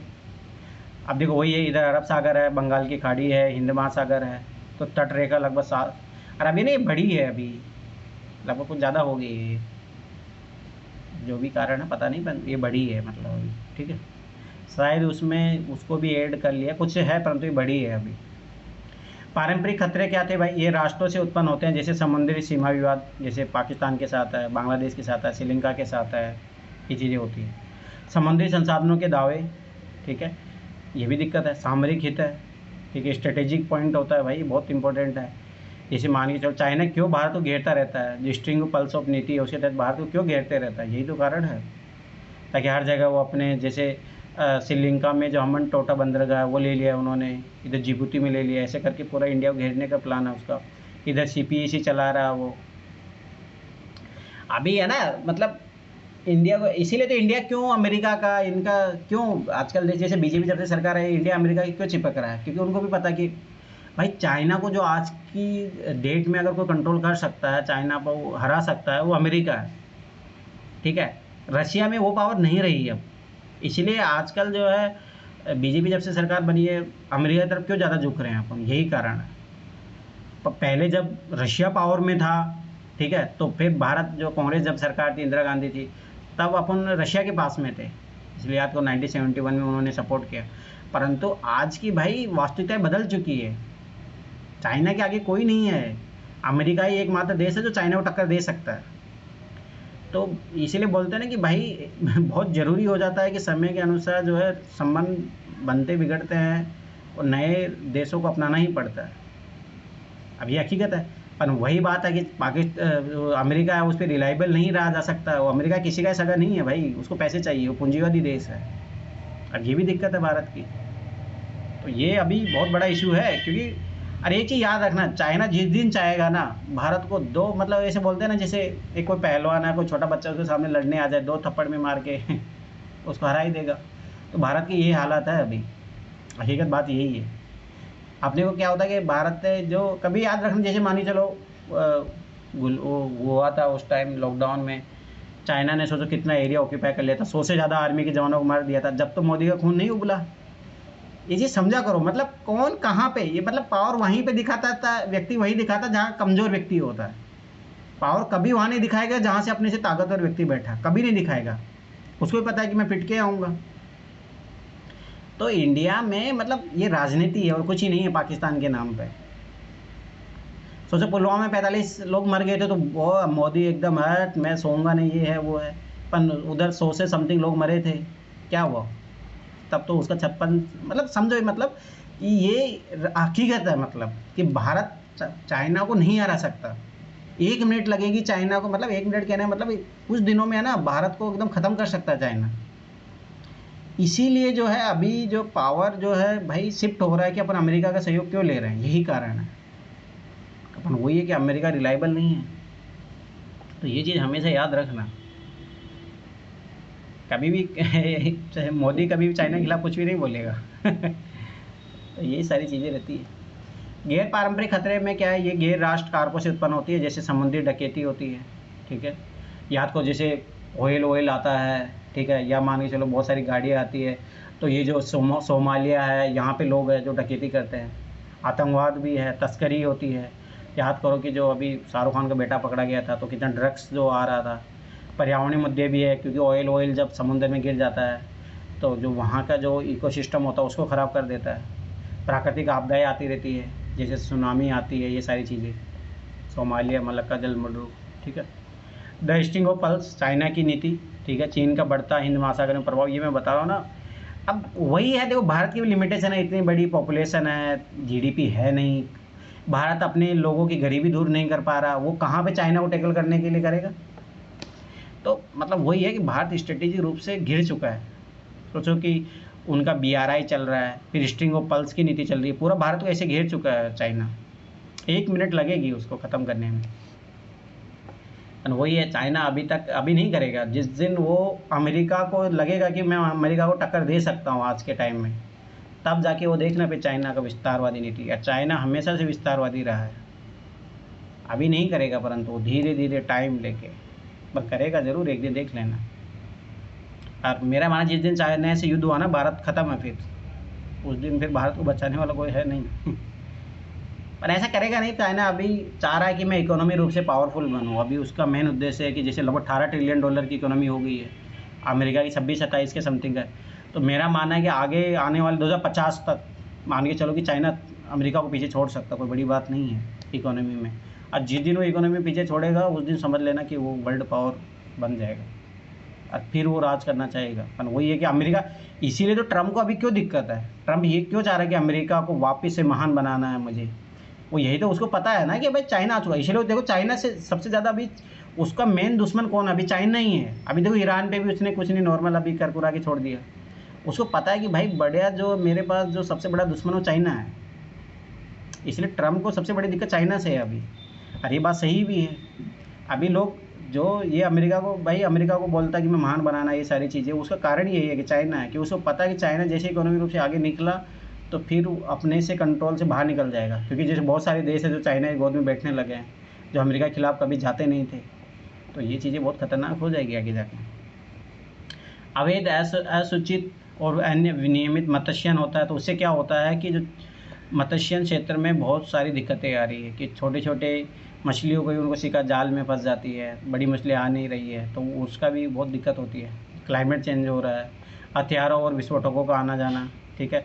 2008 का जब मुंबई में अटैक हुआ, ठीक है, हाई रिस्क एरिया को बनाने की नीति 65 से लेकर 78 देशांतर तक, ये बहुत हाई रिस्क एरिया बन चुका है।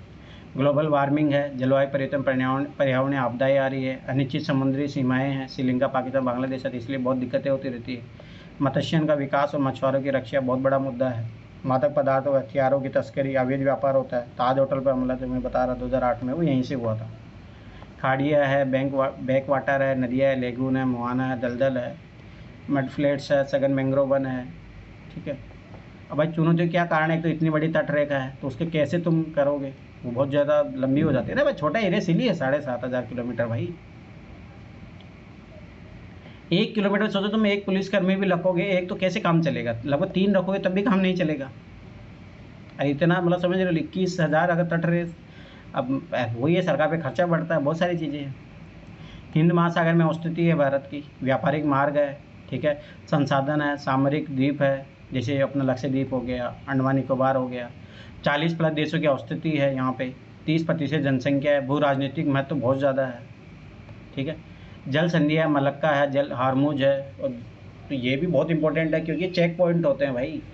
क्योंकि अब चाइना क्यों बना रहा है, सीपीसी को बना रहा है, बीआरआई क्यों बना रहा है, उनको पता है कि ये मलक्का जलमंडू है, कल कोई भी कंट्रोल कर लेगा इस पर। तो उनका तो, क्योंकि चाइना में ऑयल तो होता नहीं है, वो भी ऑयल इम्पोर्ट कंट्री है।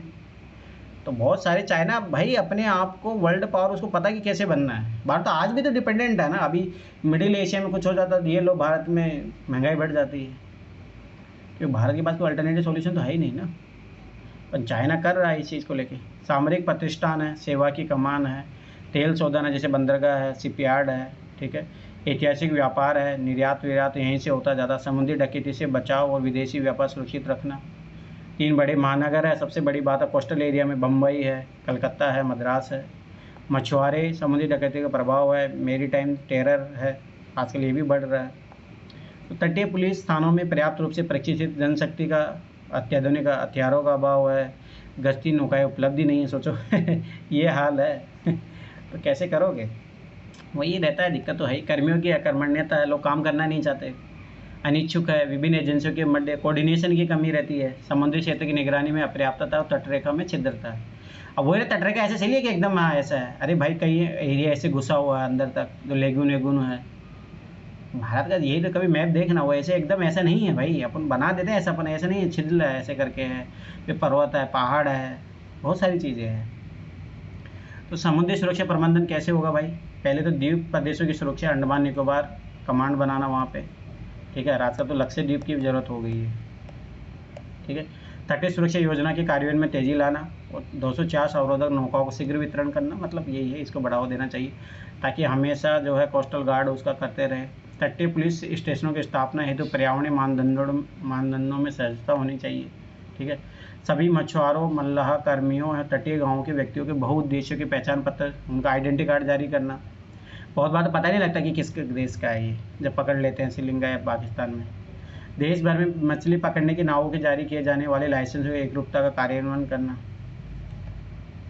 पहचान और खोज के लिए पंजीकृत नौका पर विशेष ट्रांसपोंडर लगाना मैं बता रहा था ना, ताकि पता लग जाए। और ग्लोबल पोजिशनिंग सिस्टम की स्थापना करना ताकि पता लगे कि हम कितना बाहर आ चुके हैं भारत से, कितने 200 नॉटिकल माइल जो एरिया वो तो पार नहीं कर लिया हमने। ये जरूरी है ना, तो ऐसे क्या होगा, तो वही जैसे अभी भारत के लोग बहुत जेलों में हैं, पाकिस्तान के श्रीलंका के में। अब कितना भाई वही है, जिनकी पावर होती है वो बच जाते हैं, नहीं होती तो क्या ही करोगे, फंसे रहते वहीं पे। बहुत सारे लोगों की ज़िंदगी खराब है। एक मूवी बनी थी अभी कुछ पिछले साल ही आई थी, साउथ की मूवी है, वो इसी पे बनी है पूरा, नाम तो मैं भूल रहा हूँ, पर बनी है इसी पे, पिछले साल ही आई थी। सभी बंदरगाहों पर केंद्रीय औद्योगिक सुरक्षा बल की कमांड इकाइयों की तैनाती, CISF। समुद्री मार्ग से आतंकी खतरों का मुकाबला करने हेतु तटीय जिलों के लिए एकीकृत कमान का गठन करना। तटीय सुरक्षा स्कीम चरण 1-2, राष्ट्रीय कमांड नियंत्रण संचार आसूचना NC-31, सूचना प्रबंधन और विश्लेषण केंद्र IMC। मेरीटाइम इंटेलिजेंस के लिए तटीय देशों से समझौता करना पड़ेगा। अब नौसेना के जो कमांडर इन चीफ के तटीय पुलिस के कमांडर इन चीफ के रूप में पदमानित किया गया है। अनेक राज्यों और संघ राज्य क्षेत्रों सहित सभी समुद्री अंशधारकों तथा केंद्रीय एजेंसियों को नई तटरेखा सुरक्षा तंत्र में एकीकरण। मंत्रिमंडलीय सचिव की अध्यक्षता में राष्ट्रीय समुद्री और तटीय सुरक्षा सुदृढ़ीकरण की नीति समिति बनी है ये। अब ये बहुत ज़्यादा पॉइंट हो गए, पर ठीक है, एक बार पढ़ लेना तो कुछ कुछ याद हो जाए, लिख लोगे। तटीय पुलिस स्टेशनों को बढ़ावा देना पड़ेगा, क्षेत्राधिकार उनको देना पड़ेगा, भाई पावर भी तो देनी पड़ेगी, ऐसे नहीं पुलिस स्टेशन खुलने से क्या हो जाएगा। सागर प्रहरी बल बनाकर सामरिक प्रतिष्ठानों की सुरक्षा का प्रयास करना पड़ेगा, तो अभी जैसे यही सब कर रहा है, इसके लिए अलग से बनाओ। गश्त निगरानी करना, चेक पोस्टों के साथ तकनीकी का प्रयोग बढ़ावा देना पड़ेगा। भारतीय नौसेना ने हिंद महासागर में सक्रियता बढ़ाते हुए 11 युद्धक जहाज पूरी हिंद महासागर में भेजे ताकि चीनी प्रभाव से प्रतिसंतुलित कर सके। अभी सोचो कि अब ये जहाज हमेशा समुद्र में रहते हैं। विशाखापट्टनम में एकीकृत जलमग्न बंदरगाह रक्षा और निगरानी प्रणाली का विकास किया गया है। चीन के द्वारा ग्वादर हबनटोटा पर सैन्य चौकियां बनाने जाने के बाद भारत ने प्रत्युत्तर में चाबहार, सिंगापुर और बांग्लादेश में इसी संदर्भ में समझौते किए, परंतु सब फेल है। चाबहार पे भारत इन्वेस्टमेंट कर ही नहीं रहा है, वहाँ से ईरान ने सोचो चाइना को भेज दिया। ये है भारत मतलब भारत का डिप्लोमेसी बहुत ख़राब है। सोचो चाबहार पोर्ट भारत के कंट्रोल में आता, अपन वही है, सही टाइम में सही इन्वेस्टमेंट नहीं किया, और आज वहाँ पे चाइना जाके बैठ चुका है वहाँ पे। मालदीव, सेशल्स, मॉरिशस जैसे द्वीपों में भारतीय हितों की सुरक्षा के लिए अग्र सक्रिय नीति अपनाई गई है। सैटेलाइट निगरानी प्रणाली से इन्हें जोड़ा गया है। गृह मंत्रालय ने केंद्रीय तटीय सुरक्षा बल के गठन का निर्णय लिया है, जो इंडियन कोस्ट गार्ड के सहायक के रूप में होंगे। सागरमाला परियोजना, ये याद रखना, सागरमाला भारतमाला, ये बहुत इंपॉर्टेंट परियोजना है, के तहत बंदरगाहों का विकास किया जा रहा है और उन्हें राजमार्गों से जोड़ा जा रहा है। राजमार्ग जो जोड़े जा रहे हैं वो भारतमाला के तहत बन रहा है बॉर्डर एरिया पे। तटीय सुरक्षा के लिए कमांड और कंट्रोल हब के रूप में नौसेना द्वारा मुंबई, कोच्चि, विशाखापट्टनम और पोर्ट ब्लेयर में संयुक्त संचालन केंद्र बनाए हैं। कूटनीतिक प्रयासों के अंतर्गत संयुक्त नौसेना अभ्यास और अमेरिका रूस की सहायता से अपनी सामरिक क्षमता को बढ़ाने का प्रयास किया जा रहा है, जिसमें विमान वाहक बहुत पनडुब्बियां बनाई जा रही है, युद्धक जहाज़ों का विकास किया जा रहा है, जैसे INS अरिहंत हो गया, ये सब चीज़ें याद रखना। सागर सुरक्षा दल है, मछुआरे और तटीय क्षेत्रों के प्रशिक्षित स्वयंसेवकों का समूह है, जिन्हें निगरानी और आसूचना इकट्ठा करने के लिए प्रयोग किया जाता है। तटीय सुरक्षा के लिए विशेष क्या प्रयास करने होंगे भाई? सामुदायिक विचार विमर्श कार्यक्रम को बढ़ावा देना पड़ेगा। कम्युनिटी डेवलपमेंट, देखो मैं फिर बता रहा हूँ, सब चीज़ों के जो समाधान है वहाँ जो लोकल लोग हैं ना भाई, उनका तुम पार्टिसिपेशन लो, तब तक कुछ भी नहीं होगा। कितने फोर्स लगा लो, कुछ भी लगा लो। मछुआरा बायोमेट्रिक पहचान पत्र, ये तो बहुत ज़रूरी है। जहाज़ और नौकाओं की ट्रैकिंग होनी चाहिए, तो GPS UPS लगाओ इन पे। तटीय मानचित्रण होना चाहिए। National academy of coastal policing होनी चाहिए। एजेंसियों के बीच कोऑर्डिनेशन, ये याद रखना, कब भी जहाँ पे सुरक्षा की बात आई ये पॉइंट हमेशा डाल के आना। तकनीकी उपयोग को बढ़ावा दो, ये भी याद रखना। ऑटोमेटिक पहचान प्रणाली, ऑप्टिकल कैमरे, सेंसर, रडार आदि शामिल हो, और स्थानीय पुलिस को प्रशिक्षण दिया जाए। ठीक है। समुद्री और तटीय सुरक्षा व्यवस्था, बहुस्तरीय सुरक्षा तंत्र, जैसे भारतीय नौसेना हो गई, ठीक है, भारतीय तटरक्षक हो गए और समुद्री पुलिस हो गई, इनके बीच में कोऑर्डिनेशन करना पड़ेगा। समूचे तटीय और अपतटीय क्षेत्रों की सुरक्षा की जिम्मेदारी भारतीय नौसेना को दी गई है। ठीक है। भारतीय तटरक्षक को विशेष आर्थिक क्षेत्र के साथ साथ राज्य समुद्री पुलिस के अंतर्गत आने वाले क्षेत्रों की सुरक्षा की जिम्मेदारी भी दी गई है। ठीक है।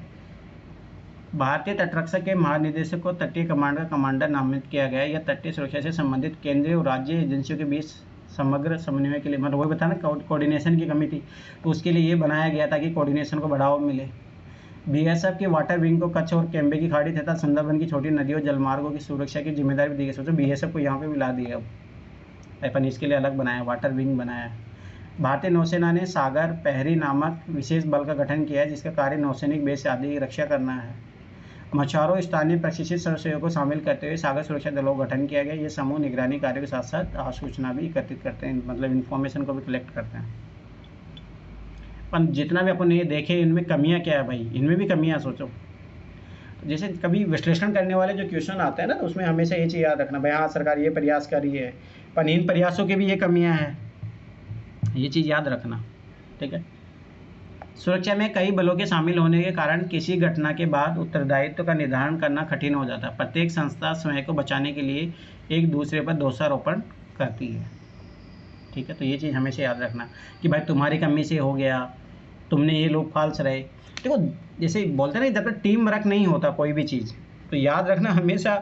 देखो टीम वर्क का मतलब ये होता है, अगर हार है तो सबकी वजह से हारे, ऐसा नहीं कि भाई तुम्हारी वजह से हारे, जीते तो भाई सबकी वजह से। ये चीज़ हमेशा याद रखना।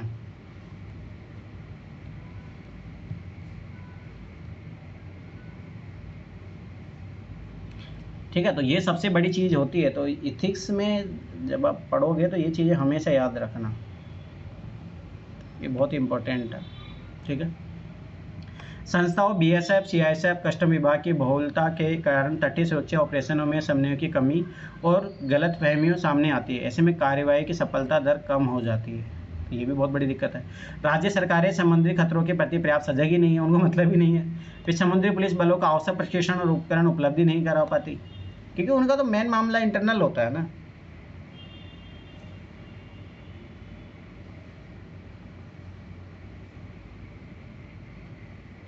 सुरक्षा बलों और संस्थाओं के पर्याप्त वित्त मुहैया नहीं कराया जाता, परिणाम स्वरूप संबंधित योजनाएं समय पर पूरी नहीं हो पाती।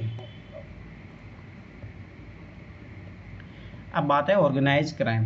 अब देखो ये ऑर्गेनाइज क्राइम समझने से पहले एक ही हमेशा याद रखना, देखो कि जैसे मान के चलो जो गाँव में चोरी करते हैं, ये ऑर्गेनाइज क्राइम नहीं है। याद रखना, जैसे कोई बड़े लेवल पे चोरी कर रहा है,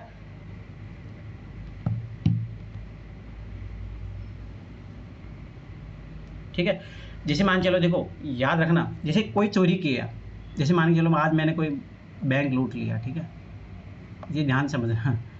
अब मैंने बैंक लूटा तो ये संगठित अपराध नहीं है। संगठित अपराध क्या होता है, जैसे मैं हूँ, निखिल को मैं अपनी गैंग में ले लिया हूँ, ठीक है, और कौन चाहेगा मेरे गैंग में आना, मतलब समझ लो। जैसे मान के चलो कि ABC 3 लोग हैं, ठीक है, ध्यान समझना।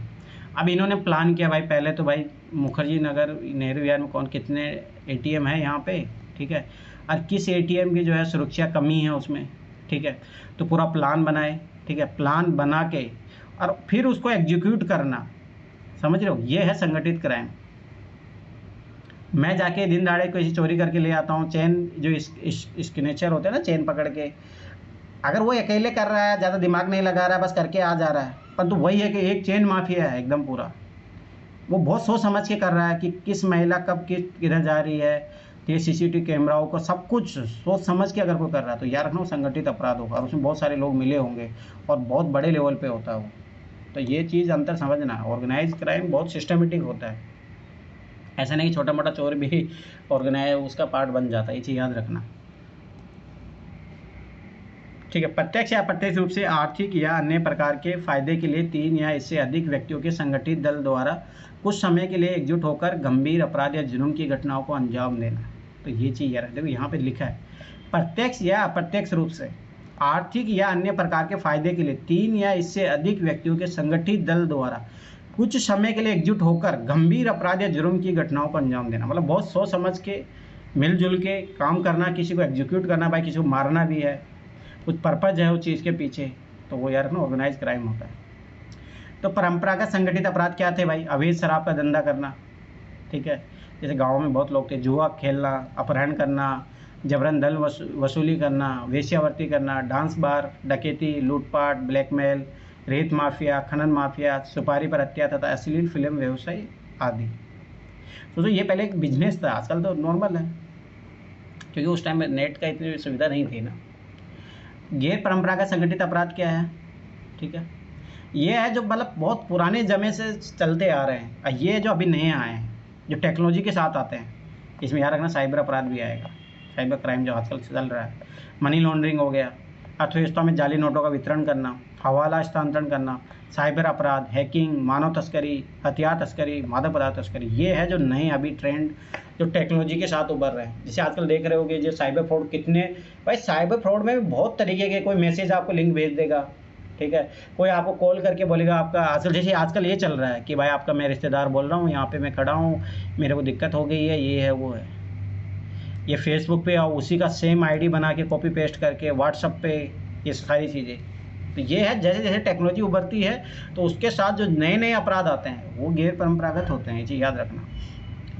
अब संगठित अपराध की जो मेरा मानना कि जब ये परिभाषा को रट लेना, क्योंकि यूनाइटेड नेशन के द्वारा दिया गया है, तो देखो परिभाषा का भी स्टैंडर्ड याद रखना है। जैसे अब ये है, इन दोनों में से तो ये लिख के आओ और एग्जाम में लिखो यूएन द्वारा, ऑटोमेटिक नंबर मिलेंगे, तो ये रट लेना।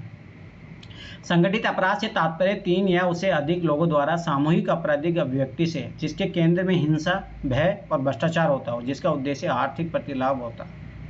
तो ये चीज़ याद रखना, ये डेफिनेशन रट लेना। इसकी भाई विशेषताएं क्या क्या होती है? केंद्रीय मशीनीकरण में कार्यकरण, ठीक है। अब ये चीज़ याद रखना कि ये जो लोग ऐसे नहीं होते भाई, जो बैंक लूटता है या जो भी, बहुत ये लोग अंदर मतलब जो सरकारी जो कार्यालय उनमें है इनके एजेंट, तो ये उस चीज़ का फ़ायदा उठाते हैं उन चीज़ों का, ठीक है। विस्तारित पद सोपान होता है, ठीक है। हायरार्की भी रहती है इसमें, कौन सेठ रहे, फिल्मों में देखा था जब ये माफिया है, फिर उसके ये मेन गैंग लीडर है, फिर ये इट्टू मतलब इधर उधर के लोग हैं इनके, तो ऐसे काम करते हैं, मतलब हायरार्की ऑर्डर भी होता है इनमें। कॉर्पोरेट वर्क स्टाइल होती है, देख लो इनके सीईओ होते हैं, सब कुछ होते हैं।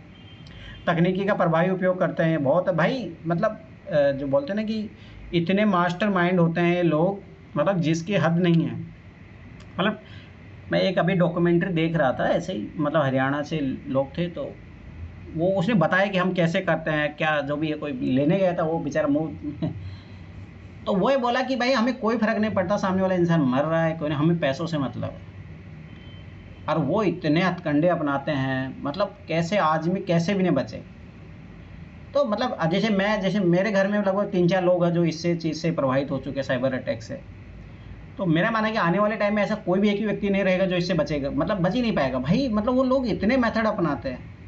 जैसे मेरे भाई के साथ ऐसा हुआ था कि उसका क्रेडिट कार्ड आया था, तो घर पे आया, जैसे क्रेडिट कार्ड आया, तो मैं बता रहा हूँ ये चीज़ कि इनके लोग बैठे हुए हैं बैंकों में इनमें, तो जैसे मेरे घर पे आया मतलब उनका क्रेडिट कार्ड, तो क्रेडिट कार्ड आते ही उन्होंने मतलब ऐसा हुआ कि उनके पास कॉल आ गया कि आपका क्रेडिट कार्ड पहुंचा है, तो उसका नंबर बता दो, हम आपको एक्टिव कर देंगे। तो उनको लगा कि आया होगा बैंक की तरफ से आप सोचोगे उनका फट से ही 40-50 हज़ार रुपये उड़ गए।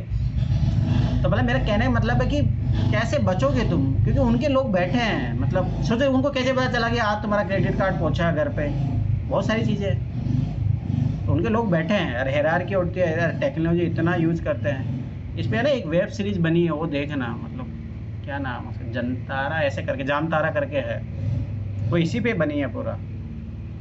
और वो झारखंड का एक इलाका है पूरा इसी में लगा है, हरियाणा का कुछ इलाके हैं जो इसी में लगे हैं, मऊ के जो इलाके हैं पूरा इसी में लगे हैं, साइबर क्राइम में लगे हैं। और वो करोड़ों रुपए कमाते हैं भाई महीने महीने का इतना पैसा कमा रहे हैं। भय और हिंसा के रूप में हथियार का प्रयोग करते हैं ये लोग, ठीक है। मतलब ऐसे मोस्टली तो इनका मेन उद्देश्य पैसे कमाना होता है, पर जब इनको लग रहा है कि ज़्यादा दिक्कत हो जाए तो हथियार भी यूज़ करते हैं। भ्रष्टाचार का प्रभावी उपयोग है, स्वैच्छिक प्रयोग करते हैं, स्पीडी मनी के प्रति आकर्षण है, धन की लालच, इसीलिए तो ये लोग करते हैं। संबंधों का जाल है, आपराधिक और हिंसक प्रवृत्ति है इनकी, ठीक है। संगठन की निरंतरता है और नियोजित ढांचा होता है, मतलब बहुत प्लान वैसे करते हैं, ऐसे नहीं करते हैं। तो वही संगठित अपराध के कितने प्रकार होते हैं ये ज़्यादा इंपॉर्टेंट है, फिर भी पता होना चाहिए। मानव पदार्थ की तस्करी, हथियार तस्करी, ठीक है, वेश्यावृत्ति, मानव तस्करी, स्वर्ण तस्करी, जाली मुद्रा। पर पता रखो भाई क्या क्या चल रहा है दुनिया में, ये भी रोज़गार के भी तरीके हैं ये भी रोज़गार ही, और क्या है, जब नौकरी नहीं लगेगी तो। अपहरण तथा जबरन धन वसूली अनुबंध। साउथ की एक बहुत अच्छी मूवी है पूरी इसके ऊपर, मतलब वो लोग आईएएस ही बनते हैं पर उसमें पूरे ऑर्गेनाइज क्राइम को बहुत अच्छे से समझाया गया। अब मतलब बहुत मूवी, मतलब मेरा माना मूवी देखो तो पर्पजफुल देखो, मतलब कुछ होना चाहिए पर्पज। हाँ ये मूवी देखना, साउथ वाली रहती है। हाँ मतलब जो भी है आप। एक मैंने कल देखी थी अभी, वो उस पे थी, ये जो गांजा वांजा की सप्लाई नहीं होती, उस पे थी, रॉबिन हुड करके, वो भी अच्छी है। मैंने अभी आज ही देख के खत्म किया है रॉबिन हुड, हाँ मस्त है ना। मैं आजकल नई मूवी कोई भी नहीं छोड़ता। वो नई आई है अभी। तो वही मैं बता रहा हूँ कि मतलब ये चीज़ें बहुत सारी मूवियाँ आप देखोगे ना, तो मतलब ये जो ऑर्गेनाइज क्राइम है तो बहुत अच्छे तरीके दिखाया जाता है। सुपारी हत्या ये तो अभी भी चलता है, साइबर अपराध, मनी लॉन्ड्रिंग, समुद्री डकैती, CBRN, तस्करी, रासायनिक जैविक विकिरण, परमाणु सुरक्षा, वन्य जीवों की तस्करी, ये तो बहुत चलता था राजस्थान में। मानव शरीर का अंग तस्करी, अवैध व्यापार, आजकल ये चल रहा है, इसमें डॉक्टर वॉक्टर हॉस्पिटल मिले रहते हैं। अवैध व्यापार कोरोना में बहुत हुआ था ये चीज़। अवैध व्यापार, हवाला कारोबार, सांस्कृतिक वस्तुओं की चोरी, मूर्तियों की चोरी होती थी जो, बौद्धिक संपदा चोरी आपका, अरे ये तो बहुत चीज़ें होती है। आतंकवाद है, नार्को आतंकवाद, देखो ये पे क्वेश्चन पूछा अभी। संगठित अपराध के विस्तार के कारण भाई क्यों इतना लोग, देखो सबसे पहला मैं बताता हूँ, ये चीज़ याद रखना हमेशा। देखो ना, जब तक देखो, अरे ये ऐसा नहीं कि भाई भारत में ही है, ऐसा नहीं है, हर जगह है, चाहे तुम कितने विकसित से विकसित देश में चले जाओ, पर यही रहता है कि परसेंटेज ऑफ द रेशियो जो है अलग विकसित देशों में, विकासशील देशों में ज़्यादा रहता है। कारण क्या है? बेरोजगारी ज़्यादा, वहाँ पे लोगों के पास रोजगार नहीं है, खाली बैठे रहते हैं। खाली बैठे रहेंगे तो स्वाभाविक सी बात है, कुछ ना कुछ तो करेंगे वो लोग, तो सही कार्य नहीं तो अनुचित कार्य करेंगे, वो करेंगे जरूर कुछ ना कुछ। ठीक है, ये चीज़ हमेशा याद रखना, क्योंकि जब क्या होता है ना कि एक तो स्पीडी मनी है भाई, सब लोग पैसे वाला बनना चाहते हैं, तो भाई स्वाभाविक बात है, मेहनत मजदूरी से तो नहीं बन सकते ना, फिर तुम इधर उधर के धंधे ही करोगे। जब इधर उधर के धंधे करोगे तो आदमी फिर देखता है कि कौन कौन से ऑप्शन है, जब ऑप्शन सब दिखते हैं तो फिर करता है व्यक्ति। मतलब मैंने मतलब आपको ऐसा लगेगा कि ये व्यक्ति तो भाई आराम से कितना जीवन जी, मैंने ऐसे भी लोग देखे हैं जो मतलब सिविल ड्रेस में है पर काम एकदम खतरनाक वाला कर रहे हैं। बहुत लोग हैं, और ऐसा नहीं है, सब लोगों के कांटेक्ट में कोई ना कोई होगा, हर जगह रहते हैं। तो वही है। तो सबसे पहला है असफल राष्ट्रों का उभरना, जैसे पाकिस्तान, अफगानिस्तान। इन देशों में कानून की व्यवस्था सही नहीं होने पर क्या होता है, यहाँ पे ड्रग्स माफिया पनपते हैं बड़े बड़े, तो इनको ड्रग्स के लिए पे सप्लाई, आतंकवादी, ये सारी चीज़ें। वैश्वीकरण के लाभों का असमान वितरण, इससे कुछ देशों में गरीबी है, बेरोजगारी है, तेजी से बढ़ रही है, और स्पीडी मनी के आकर्षण में अपराध से जुड़ गए हैं। और दूसरा सबसे बड़ा एक चीज़ याद रखना, सोशल मीडिया सबसे बड़ा कारण है। अभी शायद 3-4 दिन पहले कोई थी तो सीरीज, 3-4 दिन मतलब जो भी 1-आध महीने के अंदर में एक थी, कोई सोशल मीडिया इन्फ्लुएंसर थी, उससे 11 लगभग 4 लाख के समथिंग सब्सक्राइबर ऐसे कुछ थे, फॉलोवर्स थे, उसके बढ़ ही नहीं रहे थे, उसका दिमाग खराब हो गया, उसने सुसाइड कर लिया। कि लोगों के बढ़ रहे, मेरे नहीं बढ़ रहे, सोचो क्या ही करोगे। फिर वही पुलिस, राजनीति और आपराधिक गठजोड़, उपभोक्ताओं का बढ़ता प्रभाव जिसने ग्रीड और नीड को बढ़ा दिया था। ये उपभोक्तावाद कहाँ से बढ़ रहा है? कंज्यूमरिज्म की दुनिया है आजकल, देखो एडवर्टाइजमेंट कितना है, ज़्यादा हो रहा है, तो इन सब चीज़ें क्या कर रही है?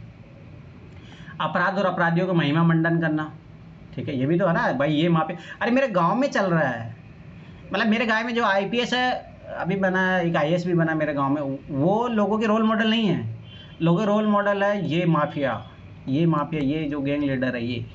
उनकी पूजा कर रहे हैं, मतलब समझ रहे, फोटो उतार के। तो स्वाभाविक सी बात है, जब ऐसा हो जाएगा तो फिर क्या होगा समाज में, फिर ऐसे ही लोग बढ़ेंगे।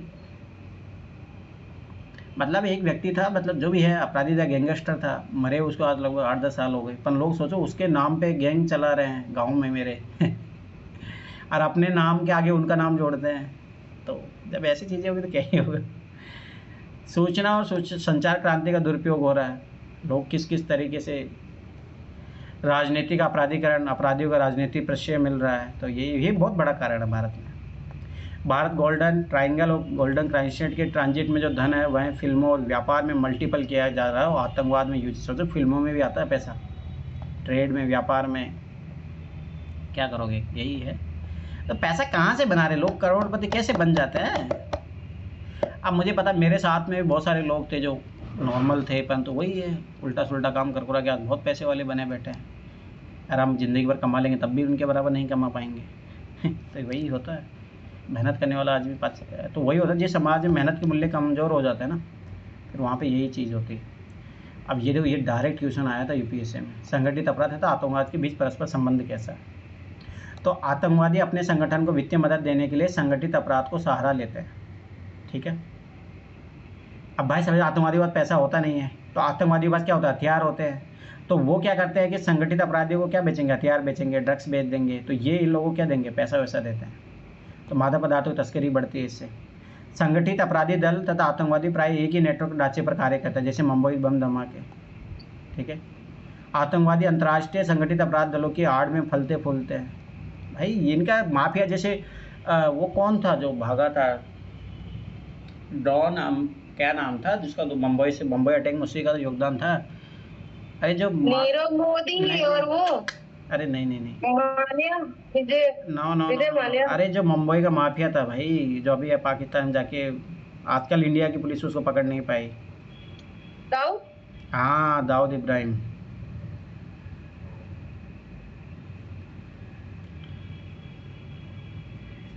तो अब जो सोचो दाऊद इब्राहिम भाई, वो बहुत खतरनाक आदमी, वो संगठित ऑर्गेनाइज, वो यही तो करता था। उसका हर चीज़ का धंधा था, मतलब ड्रग्स का, ह्यूमन ट्रैफिकिंग, बार, ये सब आज भी चल रहे हैं उसके, ऐसा नहीं है। अरे ऐसा बोला जाता है उसके बारे में पता भी नहीं हो जिंदा है या नहीं है। अपन सोचो पुलिस वाले पकड़ नहीं पाए उसको, सोचो। अब उसमें तो बहुत सारी फिल्में बन चुकी है उसके ऊपर, सोचो। संगठित अपराधी दल तथा आतंकवादी दोनों ही ऐसे क्षेत्र में काम करते हैं जहां न्यूनतम सरकारी नियंत्रण, कमजोर प्रशासन तथा खुली सीमा होती है। तो यही है ना, इसी का तो लूप फाल्स का फ़ायदा उठाते हैं वो लोग। अब जैसे ये पहलगांव अटैक हुआ, ये क्यों हुआ कि वहाँ सोचो कोई नहीं था, इतने टूरिस्ट थे वहाँ पे, एक भी गार्ड नहीं था, सोचो। तो यही सारी चीज़ें, उसी चीज़ का फ़ायदा उठाया उन्होंने। संगठित अपराधी दल तथा आतंकवादी संचार के लिए प्राय समान आधुनिक तकनीक का उपयोग करते हैं। सोचो इतने एडवांस, मतलब पहले ऐसा बोला जाता था कि आर्मी के लोगों के पास हथियार नहीं होते, उतने तो उनके पास से होते हैं। मतलब यही तो दिक्कत है भारत का। आज भी देखो ना, पुलिस का कहाँ मॉडर्नाइजेशन हुआ है भारत में, आज भी नहीं हुआ है। संगठित अपराधी दल मादक पदार्थ तथा डायमंड के बदले में आतंकवादी दलों की तस्करी द्वारा बारूद तथा हथियार देते हैं। अब ये होता है। आतंकवादी दल विश्व के विभिन्न देशों में अपने सदस्यों को भेजने के लिए संगठित अपराधी दलों द्वारा स्थापित तस्करी जाल का उपयोग करते हैं। मैं बताया भी था कि सेफ पासेज प्रोवाइड करते हैं ये लोग। तो यही तो बहुत दिक्कत है ना, क्योंकि अब देखो ये ड्रग्स माफिया होते हैं, इनको पता है कि कहाँ से कहाँ जाना, किस पुलिस वालों को कितना देना, सब कुछ है। अब आतंकवादी को भी लाना तो ला देंगे ना आराम से, क्या दिक्कत है, आराम से होता है, इसलिए तो हो रहा है। तुम्हें पता है ये इनको, अपने को ऐसा लगता है कि भाई पुलिसकर्मी लगे हैं, आर्मी जवान लगे हैं, अरे ये नहीं है उनको। अब वही वो ये चाहते हैं कि भाई हम करें तो कुछ बड़ा करें, नहीं तो छोटे मोटे लोगों को मरवाना, आतंकवाद का भय फैलाना, वो तो आराम से कर सकते हैं। जैसे जम्मू कश्मीर में क्यों होता है कि वहाँ के लोग ही सपोर्ट करते हैं, हकीकत बात है। जैसे अभी किया भी तो था, तभी वहाँ से कुछ लोग पकड़े गए, तभी तो करते हैं वो लोग, ऐसे इसलिए होता है, उनको सब पता रहता है। गोल्डन क्रिस्टेंट जो अफगानिस्तान आता है, ईरान आता है और पाकिस्तान आता है, तथा गोल्डन ट्राइंगल में याद रखना म्यांमार, लाओस और थाईलैंड, ये चीज़ याद रखना। ये तो मैं खुद मैप बना के आया था। ये प्राप्त हेरोइन को एशिया पैसिफिक में संचालित किया जाता है। दोनों के बीच सहजीवी का संबंध है, एक दूसरे को बढ़ावा देते हैं ये लोग। संगठित अपराध आतंकवाद के लिए सहायक के रूप में देश में प्रवेश दिलाने के लिए, हथियार और विस्फोट को लाने में आतंकियों को सुरक्षित परिसर दिलाते हैं, जरूरी सूचनाएं उपलब्ध कराने में, सामरिक प्रतिष्ठानों तक पहुंच के लिए, नेताओं और नौकरशाहों से मिलवाने। सोचो ये गैंग माफिया आतंकवाद यहाँ मिलते, अरे मतलब ऐसा बोलना नहीं चाहिए, परंतु मेरा मुझे जो लगता है पुलवामा अटैक है ना, ये बीजेपी की देन है, कुछ ही नहीं है। ऐसा हो ही नहीं सकता कि भाई इतने आर्मी के जवान जा रहे हैं, कोई आ गया कहाँ से गाड़ी टपक गए, लोगों को क्या ही करोगे। चुनाव जीतने तो ये कुछ भी करवा सकते हैं। पर याद रखना कि पॉलिटिकल इन्वॉल्वमेंट बहुत होता है, कहाँ की चीज़ को। अब जैसे मतलब देखो, किसी चीज़ को जोड़ा जाना मतलब कोई बड़ी बात नहीं है। जैसे मान के चलो अभी पहलगांव अटैक हो, वहाँ पे हिंदुओं को चुन चुन के मारा गया, ठीक है। अब मानते ही चलते हैं भाई, पहली बात तो आतंकवादी हो तो हो ही नहीं सकता, आतंकवादी मारेगा तो सबको मारेगा, पहली बात तो एक मानना चाहिए कि इस पहली बात तो आतंकवादी थी नहीं, फिर अगर वो ऐसे चुन चुन के मार रहे थे, फिर तो सभी सी बात हो कि वो भारत में हिंदू मुस्लिम का झगड़ा फैलाना चाहते हैं। चलो एक बात तो यही हो गई। उससे पहले सोचो कि क्या हो रहा था इंडिया में, उससे पहले क्या हो रहा था। बीजेपी क्या बोल रही थी, भाई टुकड़ों टुकड़ों में बटोगे तो कटोगे, तो चल रहा था ना पूरा, महाराष्ट्र के चुनाव में यही चला पूरा। इसका मतलब क्या है कि तुम जाति में बटे रहोगे तो स्वाभाविक सी बात है तुम्हारे साथ दिक्कतें होगी। धर्म के साथ आ जाओ तब तुम लोग बच जाओगे, मतलब स्वाभाविक सी बात है। उनको वोट मांगने का तरीका था। अब देखना अभी बिहार में, मैं गारंटी के साथ बता रहा हूँ, ये अगर नारा नहीं चलेगा तब मुझे बता देना। इसका मतलब है क्योंकि उनको पता है कि बिहार में अगर हमें चुनाव जीतना है तो हम जाति के आधार पर नहीं जीत सकते। यहाँ पे अगर हमें बीजेपी सरकार बनानी है तो धर्म के आधार पर ही। तो वो लोग बोलेंगे, देख लो वह धर्म पूछ पूछ के मारे थे वहाँ पे लोग, अगर अब भी तुम जातियों के आधार पर बढ़ते रहे तो ऐसे मरोगे फिर। तो फायदा तो इन्हीं को मिल रहा है ना, बीजेपी को। और जो इनका एजेंडा था वो फुलफिल हुआ। तो भाई बहुत सारी चीज़ें क्यों होती है ना, अपने को पता नहीं है, पर उसका पीछे का बैकग्राउंड देखो, फिर आगे का बैकग्राउंड देखो, आपको पता लग जाएगा। मतलब आप चाहे इस चीज़ में हकीकत चाहे 1% ही हो, पर तो है ना, फ़ायदा तो उठा ही रही है ना वो चीज़। बहुत बार ये भी देखा जाता है कि भाई किस चीज़ से किसको फ़ायदा हुआ। 2019 में सीधा भाई बीजेपी सरकार बनी उसी कारण से थी। अगर वो पुलवामा अटैक नहीं होते ना, बीजेपी सरकार हारती उस टाइम भी, जो अभी हाल हुआ था उससे बुरा हाल होता। पर फ़ायदा किसको हुआ? बीजेपी फुल मेजोरिटी से आई उस टाइम। इसका मतलब साफ पता है कि उनको फ़ायदा उठा, और जब उनको फ़ायदा मिला है तो भाई हो सकता है कि ये लोग करवाए हो। भाई सत्ता के लिए कौन क्या करवा, कुछ भी करवा सकता है, ये चीज़ हमेशा याद रखना। इसलिए नेताओं पे कभी भरोसा नहीं करना चाहिए भाई, वो कौन सी चीज़ करवा दे कोई मतलब नहीं है। और ऐसा बोला जाता है कि 20-21 तारीख के बीच में मोदी के जम्मू कश्मीर जाना था, पर उसने कैंसिल कर दिया था। कारण भाई सुरक्षा, वहाँ पर उनको था पता, गुप्तचर जो होते हैं, वो एजेंसी होती है कि वहाँ सेफ नहीं है अभी जाना। तो वही है, लोगों की ज़िंदगी का मतलब नहीं होता ना।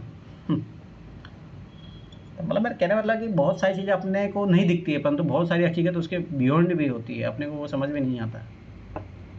कैडर उपलब्ध कराने के लिए, ठीक है, संसाधन चंदा जुटाने के लिए शिल्पर शेल तैयार करना, ये चीज़ याद रखना। शिल्पर शेल तो आतंकवादी को हर जगह बैठे हैं, सब टारगेट की पहचान करते हैं वो, ठीक है। ब्रेन वॉश अभियान करते हैं, जैसे केरल के लोगों को करना, सरकार के खिलाफ प्रोपेगेंडा फैलाने के लिए। अभी बहुत अच्छा टेबल है, संगठित अपराध तथा आतंकवाद के बीच अंतर,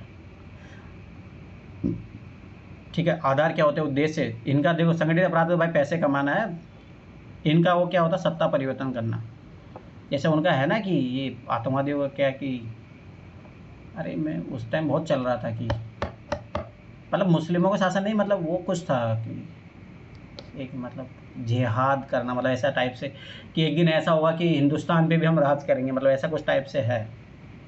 माध्यम क्या रहता है, हिंसा इनका साधन रहता है, इनका साधन साध्य दोनों ही हिंसा रहता है, ठीक है। कार्य क्षेत्र सिस्टम के अंदर से रहते हैं, ये सिस्टम के बाहर से चुनौती देते हैं। रणनीति सरकार में सेंधमारी समानता सरकारें चलाते हैं, तख्ता पलट करते हैं सरकार बदलने के लिए। विचारधारा इनकी विचारधारा विहीन है, कोई विचारधारा नहीं होती, पर विशुद्ध वैचारिक संघर्ष है इनका।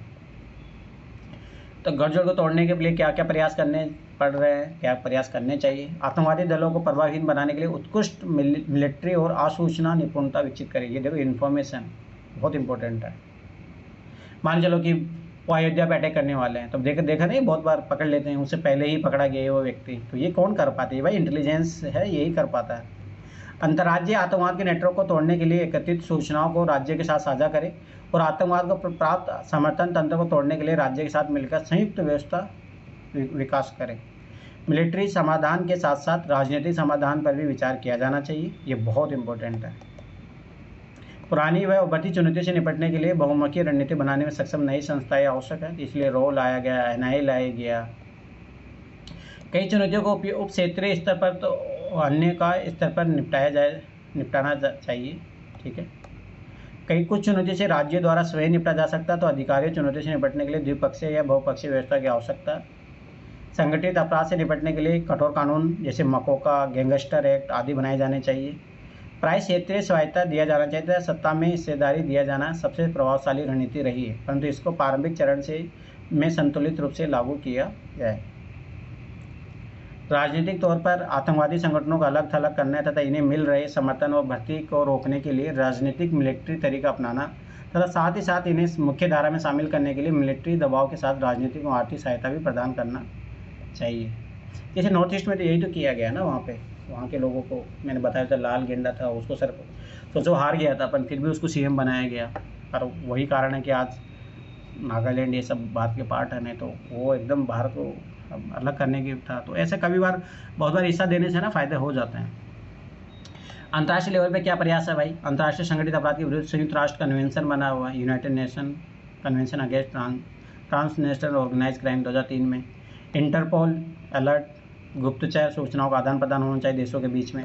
प्रभावी प्रत्यार्पण की व्यवस्था, याद करो जैसे अभी अमेरिका से हेडली करके लाया गया है। UNCA कॉर्पोरेशन 2005 का जो भी है, करप्शन है। इंटरेस्ट रेगुलेशन, इंटरनेट रेगुलेशन, ठीक है। मुद्रा मादक द्रव्य विरोधी कार्यक्रम का गठन, तो ये चीज़ याद रखना। भारत क्या प्रयास कर रहा है, एंटी गैम्बलिंग एक्ट लाना, ठीक है। उल्टा अब तो सरकार गैम्बलिंग को बढ़ावा दे रही है, क्रिकेट में सट्टेबाजी, ये क्या है। Prevention of immoral trafficking act, ठीक है, फेरा फेमा मादक द्रव्य निषेध कानून है, UP gangster anti essential activity prevention act 1986 में लाया गया। आईपीसी की धारा आजकल तो भारतीय न्याय संहिता बन चुकी है, तो ये चीज़ याद रखना।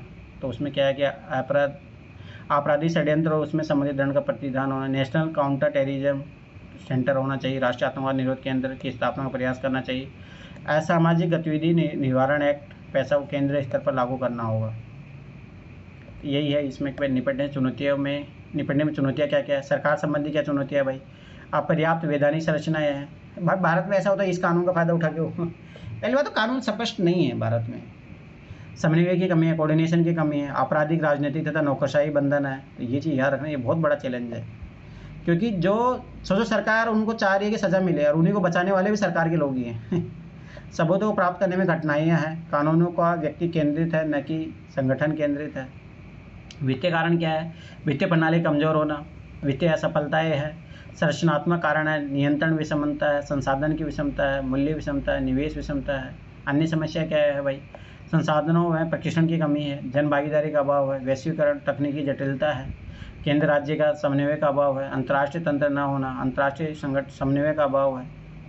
तो भाई उपाय क्या क्या है, तो ये अपन देख ही लिए थे अभी। वैधानिक उपाय ये अब याद रखना, भारतीय न्याय संहिता में आ गया, तो ये चीज़ थोड़ा याद रखना, गैंगस्टर एनएसए। अरे अभी कोई एक केस देखे थे, कोई आईएएस थे, वहाँ मोदी जी गए थे, तो मतलब उनके इंतजाम में वो मिलने गए तो खालिस्तान ग्लासेस लगाया था, तो उसको मतलब किसी एक्ट के तहत वो दे दी कि तुम सिविल जो रूल्स होते हैं मतलब ड्रेसिंग सेंस का वो किए हो। ये आज का मामला नहीं है, बहुत पहले का मामला है। छत्तीसगढ़ का आईएएस अधिकारी था, उसका बहुत अच्छा आईएएस अधिकारी था। हाँ, वो डिमोशन हो गया था उसको, सोचो। अरे बहुत सारी चीज़ें चलती हैं जो भी है, जो prevention of illicit traffic in narcotic drugs and psychotics सब जो भी है, ये पीएमएलए है, एनआईए है, ठीक है। इधर संस्थागत उपाय मानव तस्करी रोधी इकाई है, उज्ज्वला सुधार प्रोग्राम है, अंतर्राष्ट्रीय उपाय ड्रग तस्करी रोधी यूएन का अधिनियम है, नारकोटिक ड्रग्स है। अभी याद रखने की जरूरत नहीं, बस थोड़ा बहुत याद रखो, यूएन के कन्वेंशन है कुछ, ठीक है। फायर आगे ग्राह क्या होने चाहिए, यूएन और डीसी की सिफारिश से मानना, अंतर्राष्ट्रीय समन्वय में सुधार करना, आपराधिक कानून में मजबूती और अन्य उपाय।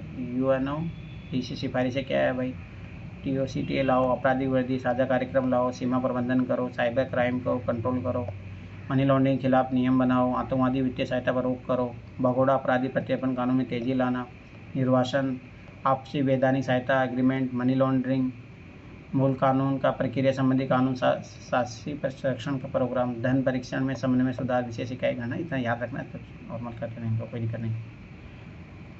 ये है इम्पोर्टेंट, ठीक है। अंतर्राष्ट्रीय सहयोग, तो इसमें सबसे पहले अन्य देशों के साथ द्विपक्षीय बहुपक्षीय समझौता करना, आपराधियों त्वरित प्रत्यर्पण सुनिश्चित करना, सूचनाओं को और आंकड़ों का आदान प्रदान करना, समय मानकों और रणनीति का विकास करना, अवैध संपत्ति जब्त करने में सहयोग करना, वित्तीय कार्रवाई बल एफटीएफ जैसी एजेंसियों का व्यापक सहयोग प्राप्त करना। ये बहुत इंपॉर्टेंट है आतंकवाद सब चीज़ों के लिए। कार्यबल में सुधार, जांच एजेंसी और पुलिस बलों का आधुनिकीकरण करना, कार्यबल की संख्या में वृद्धि करना, एजेंसी के बीच कोऑर्डिनेशन को बढ़ावा दो, प्रशासन में व्याप्त भ्रष्टाचार पर अंकुश लगाओ। यही लोग तो करते रहते हैं पुलिस को सोचो ना कि जैसे इंडिया में कितना ईजी है, जैसे मान के चलो कि तुम ट्रैफिक रूल तोड़ दिए, 100 रुपये पत्ती दो निकल जाओ तो जब ऐसी चीज़ें होती है तो सभी बात है, जब बड़े बड़े अपराधी होते हैं तो उनको भी छोड़ देते हैं। विशिष्ट कानूनों का निर्माण, मनी लॉन्ड्रिंग निवारण अधिनियम की तरह अन्य संगठित अपराधों से निपटने के लिए भी विशेष कानूनों का निर्माण किया जाए। राज्य के संगठित अपराध निवारण कानून और केंद्र सरकार द्वारा किए जाने वाले उपायों में साम्यता होनी चाहिए। मतलब यही होता है ना, केंद्र सरकार कुछ और काम करे, राज्य सरकार और कुछ काम करे, भाई इन्हें कोऑर्डिनेशन लाओ। संगठित अपराध नेटवर्क में नेताओं और सरकारी कर्मचारियों तथा अधिकारियों की संलिप्तता पर रोकने के लिए विशेष प्रावधान किया जाना चाहिए। जन भागीदारी, मीडिया की सकारात्मक भूमिका हो सकती है इसमें। जन जागरूकता और जन भागीदारी को बढ़ावा देना होगा। स्थानिक खुफिया नेटवर्क का विकास करना होगा। ये बहुत इंपॉर्टेंट है, इसे याद रखना। किसी भी अपराध को रोकना है तो संगठित अपराध के विरुद्ध जनमत तैयार करना। जैसे ना, मतलब मेरे रिश्तेदारी में भी है, तो मतलब उधर के हमारे मतलब जो मेरे भाभी का घर है उधर, मतलब ऐसा है कि वहाँ पे गाड़ियाँ बहुत चोरी होती है।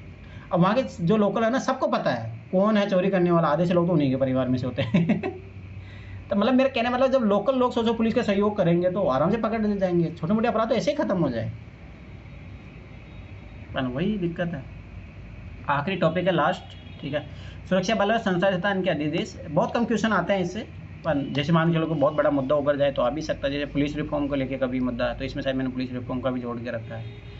एक बार असम राइफल का मुद्दा चला था, पर बहुत कम क्वेश्चन आते हैं डायरेक्ट। ठीक है, CAPF देखो सीमा सुरक्षा बल है, BSF अपन ने देखा ही था कि पाकिस्तान और बांग्लादेश के बॉर्डर पर काम करते हैं। शांति काल मतलब जब नॉर्मल टाइम होता है तब क्या करते हैं लोग, सीमावर्ती इलाकों में रह रहे लोगों की सुरक्षा की भावना को मजबूत करते हैं। सीमा पार के अपराधों में भारत के राज्य क्षेत्र में गैर कानूनी आप्रवास की रोकथाम करते हैं। सीमा पर तस्करी और अन्य अवैध गतिविधियों की रोकथाम करते हैं। घुसपैठ विरोधी दायित्वों का निर्वहन करते हैं। सीमा पार की खुफिया सूचनाएं एकत्रित करता है। ठीक है, युद्ध के समय BSF की भूमिका, निर्दिष्ट क्षेत्रों में जमीनी कब्जा।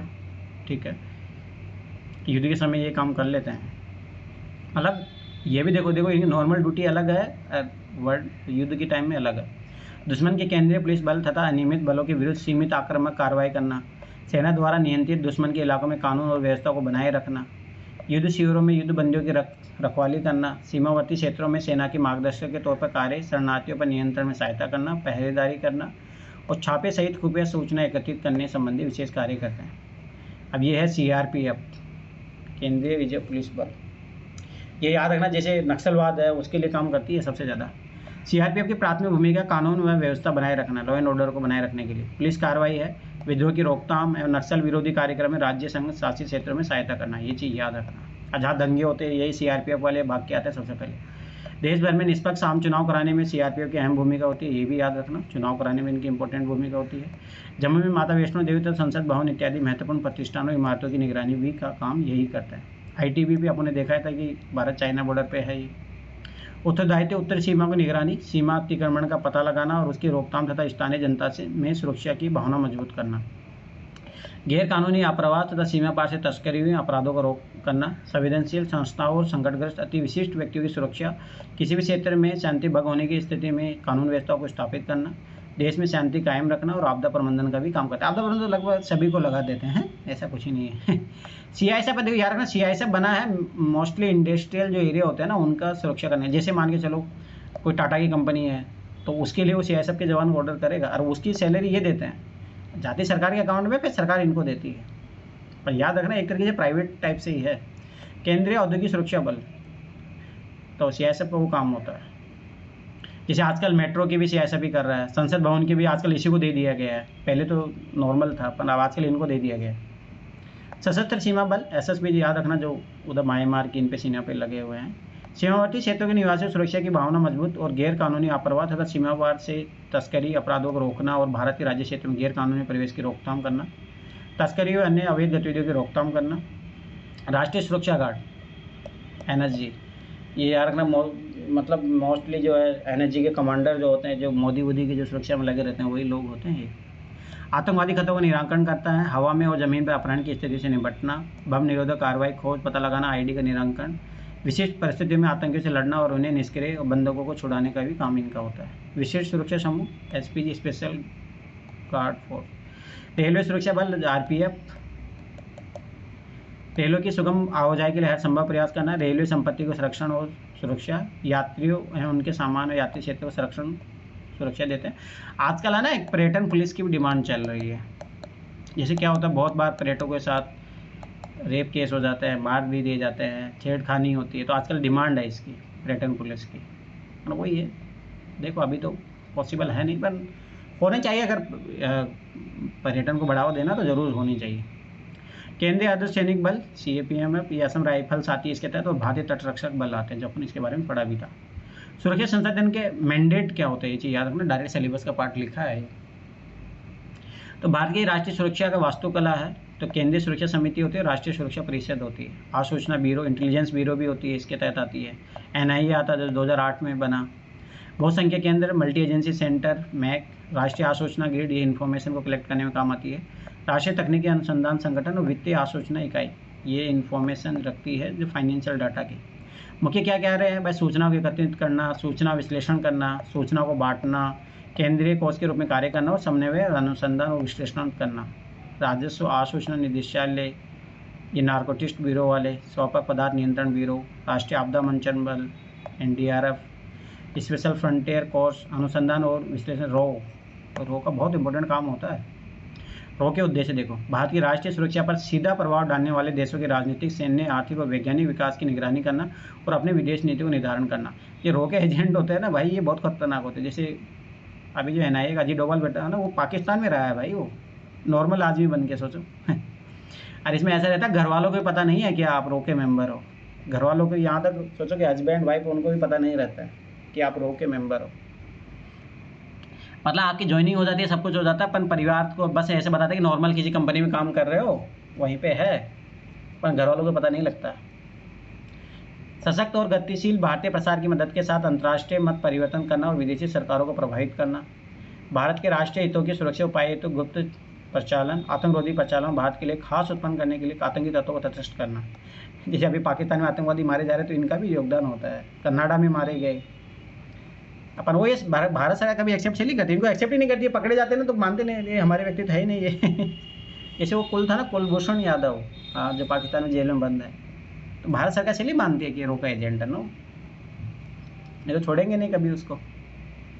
पाकिस्तान को विशेषकर यूरोपीय देशों, अमेरिका और सबसे महत्वपूर्ण चीन से सैन्य हार्डवेयर की आपूर्ति पर नियंत्रण और इसे सीमित करना, दो साम्यवादी राष्ट्रों रूस और चीन के मध्य अंतर्राष्ट्रीय साम्यवाद और संप्रदाय के विकास पर नज़र रखना। फिर ईडी है, ईडी तो आजकल सब सरकार के कठपुतले बन के बैठे, क्या ही करोगे। भारतीय सशस्त्र बल है, केंद्रीय अन्वेषण ब्यूरो CBI, ये तो इसको तो खुद सुप्रीम कोर्ट ने बोला है, तो भाई पिंजरे में बंद होता है ये, जो बस सरकार की भाषा बोलता है। मतलब ये बहुत बड़ी बात है, इतना सोचो सुप्रीम कोर्ट जैसा अगर इस पर कोई आरोप लगा रहे हैं तो कितनी शर्मनाक बात है, पर फिर भी सोचो सुधरते नहीं है लोग। क्या ही करोगे। सुरक्षा एजेंसी से जुड़ी सामान्य समस्याएं क्या है, मतलब सब में, मतलब जितने भी सिक्योरिटी एजेंसी है उसमें क्या दिक्कतें हैं। राजनीतिक हस्तक्षेप, देखो पहला वही आ गया भाई, कठपुतले बनते फिरते हैं लोग, तो क्या ही काम करेंगे फिर देश हित में। अरे हकीकत बात देख लो, ये CBI हो गया, ED हो गया, ये सब लोग काम किसके लिए कर रहे हैं, बस मोदी की सरकार उसके लिए। ऐसा नहीं कि मोदी क्या है, वो जब कांग्रेस सरकार आएगी वो भी यही करता है। ऐसा नहीं है कि सब ऐसे ही है। आधुनिक मॉडर्नाइजेशन का अभाव है इनमें, ठीक है, प्रभावी प्रशिक्षण ट्रेनिंग की कमी है, उच्च स्तर पर प्रभावी भ्रष्टाचार, बहुत हाई लेवल का भ्रष्टाचार रहता है। मनोबल का अभाव है क्योंकि प्रभावी वेतन और सेवा शर्तें नहीं है, ज़्यादा रिस्क ज़्यादा इनकम, ये तो होना चाहिए। जो ज़्यादा रिस्क ले उसको ज़्यादा वेतन मिलना चाहिए, जैसे होता है, जैसे ना आर्मी में अगर आप हाई एल्टीट्यूड पे काम करते हो तो वहाँ ज़्यादा इनकम होती है। सैन्य अर्धसैनिक बलों को टैक्स से मुक्त करना चाहिए, बस अब बात, चलो ठीक है, एक पॉजिटिव बात है इनके लिए भी टैक्स, ताकि भाई देश की सेवा में अपनी जान दे देते हैं, इनको टैक्स तो इनकी सैलरी पर भी टैक्स लगा रहे हो आप। कार्य दशाएं हुए कार्य परिवेश सामान्य हालात है, निर्धारित समय नहीं है, छुट्टियों की व्यवस्था नहीं है, खाना सुविधा, तनाव बहुत ज़्यादा है, बायोलॉजिकल असंतुलन है, शारीरिक समस्या है, लाइफ स्टाइल की बीमारी है। अब देखो मैं एक चीज़ बताता हूँ, अभी कल परसों की बात है, मेरे भैया के जो मतलब ससुर है उनकी तबीयत ख़राब हो गई अचानक से। अब उनका एक बेटा आर्मी में है, BSF में है। अब भाई स्वाभाविक सी बात है, और जब उनको पता लगा तो वो दिल्ली में थे, तो मैं भी गया था उनके पास, और सोचो उनके कोई भी बेटे नहीं पहुँचे थे, फिर मैं गया यहीं से। अब सोचो कि जब उनको लगा कि, तो उनको वो बोला कि मैं ऑफिस, जो उनके आर्मी के जवान थे वो छुट्टी नहीं दे रहे थे, उसको आया गुस्सा, वो बोले तुम निकालना तो निकाल देना मेरे को। तो भाई अब देखो यही बहुत बड़ी दिक्कत है इंडिया में। इंडिया में जो ऑफिसर होते हैं ना, मतलब रोब जताते हैं भाई, उसको समझो भाई, स्वाभाविक सी बात है, कोई किसी का बाप बीमार है साला, पता नहीं जिएगा मरेगा क्या होगा, और तुम साला उस कंडीशन को उसको रियलाइज ही नहीं कर पा रहे हो, और तुम उसको छुट्टी नहीं दे रहे हो, तो मतलब कैसे लोग काम करेंगे भाई। अरे बहुत होता है आर्मी में, बहुत खतरनाक लेवल पे होता है, इसलिए बहुत बार केस होता है कि जो अपने सीनियर अधिकारी को मार दिया, बहुत बार होता है ऐसा, क्योंकि वहाँ उनका मेंटल सिचुएशन समझ, एक तो उनकी फैमिली भी साथ में नहीं रहती है, बहुत दिक्कत है। आर्मी जाना मतलब इतना ईजी लगता है, परंतु बहुत दिक्कत है। आर्टिकल 33 के तहत मानव अधिकारी को सीमित किया जाना, सुरक्षा एजेंसियों के कर्तव्यों में ओवरलैपिंग है, कार्मिक मामलों में पोस्टिंग, ट्रांसफर, प्रमोशन का दबाव, लैक ऑफ कोऑर्डिनेशन, आंतरिक समन्वय का भी अभाव रहता है। अब जैसे मतलब हमारे तरफ ऐसा है कि जो आर्मी वार्मी करता जो उसको भाई कोई लड़की देना नहीं चाहता, उनकी शादी मतलब बहुत मुश्किलों से हुई। मतलब ऐसा लगता है कि यार मर जाएगा कभी, तो बहुत सारी चीज़ें हैं, हर जगह एक्सेप्टेशन नहीं है भाई इतना ईजी। अपन रील में जरूर देख लेते हैं। राज्य की सहमति के बिना सैन्य व अर्धसैनिक बलों को भेजना, ठीक है, जैसे होता है ना, जैसे CBI को भेज दिया जाता है। तो यही होता है, वो रफा दफा करने के लिए मामला। राज्य सरकार पुलिस को विश्वास में लिए बिना सुरक्षा ऑपरेशन करना, तो ये बहुत दिक्कत है, इसके कारण बहुत दिक्कत होती है, नक्सलवाद इन सब चीज़ों में। संघीय ढांचे भावना को उल्लंघन करते हुए केंद्रीय सुरक्षा एजेंसियों को प्रभुत्व को स्थापित करने का प्रयास, ठीक है, वही होता है सेंट्रल का। राजनीतिक स्वार्थ के चलते लॉ एंड ऑर्डर, धार्मिक अतिवाद, सांप्रदायिकता, जातिवाद जैसे मुद्दों को सरकार द्वारा सहयोग देना, सोचो, सीधा सा योगदान रहता है इनका। जांच एजेंसी का अधिकार क्षेत्र को लेकर उनके प्रयोग को लेकर असहमति और विवाद केंद्र पर जांच एजेंसी के दुरुपयोग का आरोप लगाना, ये लगता रहता है और ये होता भी है, हकीकत बात है वही है। गुप्तचर एजेंसियों की विश्वसनीयता को लेकर राज्य गवर्नमेंट संदेह में रहती है। राज्य स्वायत्ता का उल्लंघन NIA इनके द्वारा किया जाता है। NCTC केंद्र की भूमिका लॉ एंड ऑर्डर में, देखो गृह मंत्रालय के अंदर सुरक्षा विभाग का होना तो इसकी जिम्मेदारी होती है, इंटरनल जितना भी डिसबैलेंस होता है। बाहर जब होता तब याद रखना रक्षा मंत्रालय होता है।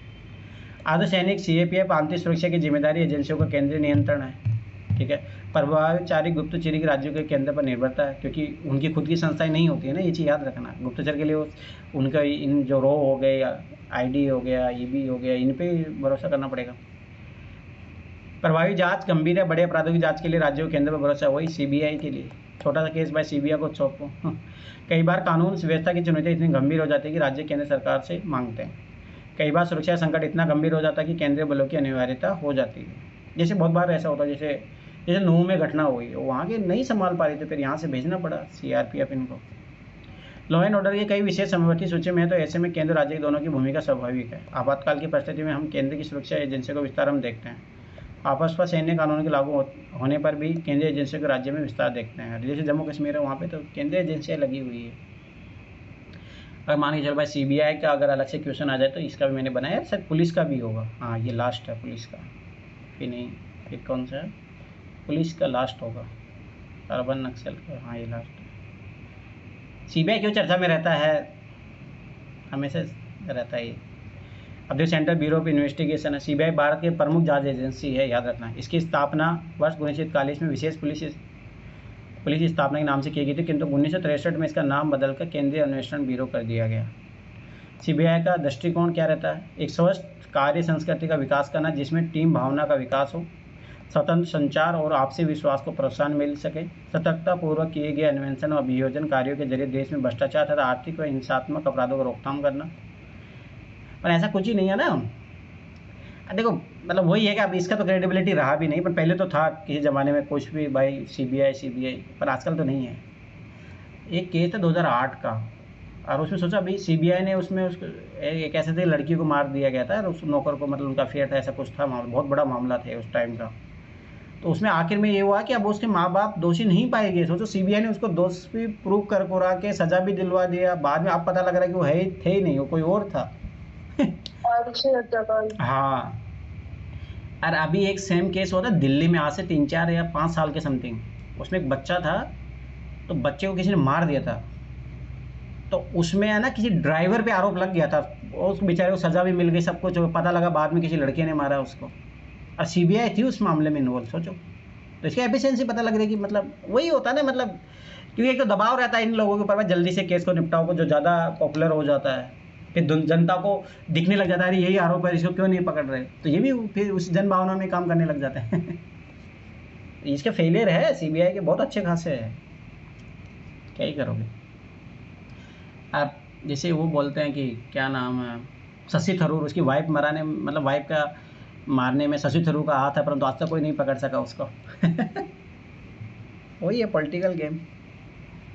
सफल अन्वेषण हेतु प्रभावी व्यवस्था और प्रक्रिया को विकास करना और विभिन्न विधि न्यायालयों में मामलों का सफल अभियोजन, साइबर और उच्च तकनीकी अपराधों के विरुद्ध लड़ाई में मदद करना, जांच व अन्वेषण के संबंध में राष्ट्रीय और अंतर्राष्ट्रीय सहयोग हेतु राज्य पुलिस संगठनों, विधि प्रवर्तन एजेंसी तथा अंतर्राष्ट्रीय संगठनों के साथ सहयोग करना, राष्ट्रीय और अंतर्राष्ट्रीय संगठित अपराध के विरुद्ध कार्रवाई में योगदान देना, मानव अधिकारों के संरक्षण, पर्यावरण, कला और विरासत की सुरक्षा में मदद करना। CBI का बहुत पहले अच्छा रोल था, परंतु इसका मिसयूज बहुत ज़्यादा हुआ, इसलिए अब कोई काम की रही नहीं है, परंतु फिर भी वही है, ज़रूरत तो है, क्योंकि CBI मतलब जैसे पुलिस से जो मामले के नहीं होते, उन मामलों को रिजोल्व करने में बहुत इंपॉर्टेंट भूमिका है इसकी। अब पुलिस रिफॉर्म की बात देखो ना, बहुत सालों से मुद्दा चल रहा है, और मेरा मानना है बहुत ज़रूरी है। पुलिस रिफॉर्म नहीं होगा ना तब तक इंडिया में ना, जैसे छोटी मोटी जो ये जितनी चोरी चपारी जितनी भी चीज़ें हैं, कभी समाधान नहीं निकलेगा इन चीज़ों को याद रखना, कि मतलब आप सेफ एंड सिक्योर फील नहीं कर सकते जब तक पुलिस रिफॉर्म नहीं होगा। तो ज़रूरत तो बहुत ज़्यादा है, ठीक है। इसके प्रिंसिपल क्या है भाई, मानवीय व्यवहार में स्वतंत्रता, समानता, भ्रातृत्व की वृद्धि में योगदान करना ताकि मानव की गरिमा बनी रहे, विधि सम्मत शासन, रूल ऑफ लॉ में स्वतंत्रता है, सुरक्षा में सामंजस्य स्थापित करना, मानव अधिकारों व नैसर्गिक अधिकारों संरक्षण और संवर्धन, जन सामान्य का विश्वास अर्जित करना, लोगों की उनकी जान माल की रक्षा के प्रति आश्वस्त करना, अपराधों की जांच पड़ताल तथा अपराधियों के अभियोजन को गति देते हुए आपराधिक न्याय प्रशासन में लोगों को विश्वास बनाए रखना, लोक शांति सुनिश्चित करना तथा कानून व्यवस्था को सुचारू रूप से नियंत्रित रखना, असामयिक गंभीर और प्राकृतिक आपदाओं में जनता की सहायता करना तथा संकट काल में उन्हें राहत पहुंचाना। सबसे बेस्ट एग्जाम्पल कोविड-19 में हुआ, उसमें पुलिस वालों ने भाई बहुत बड़ा योगदान दिया, उस टाइम मानना चाहिए।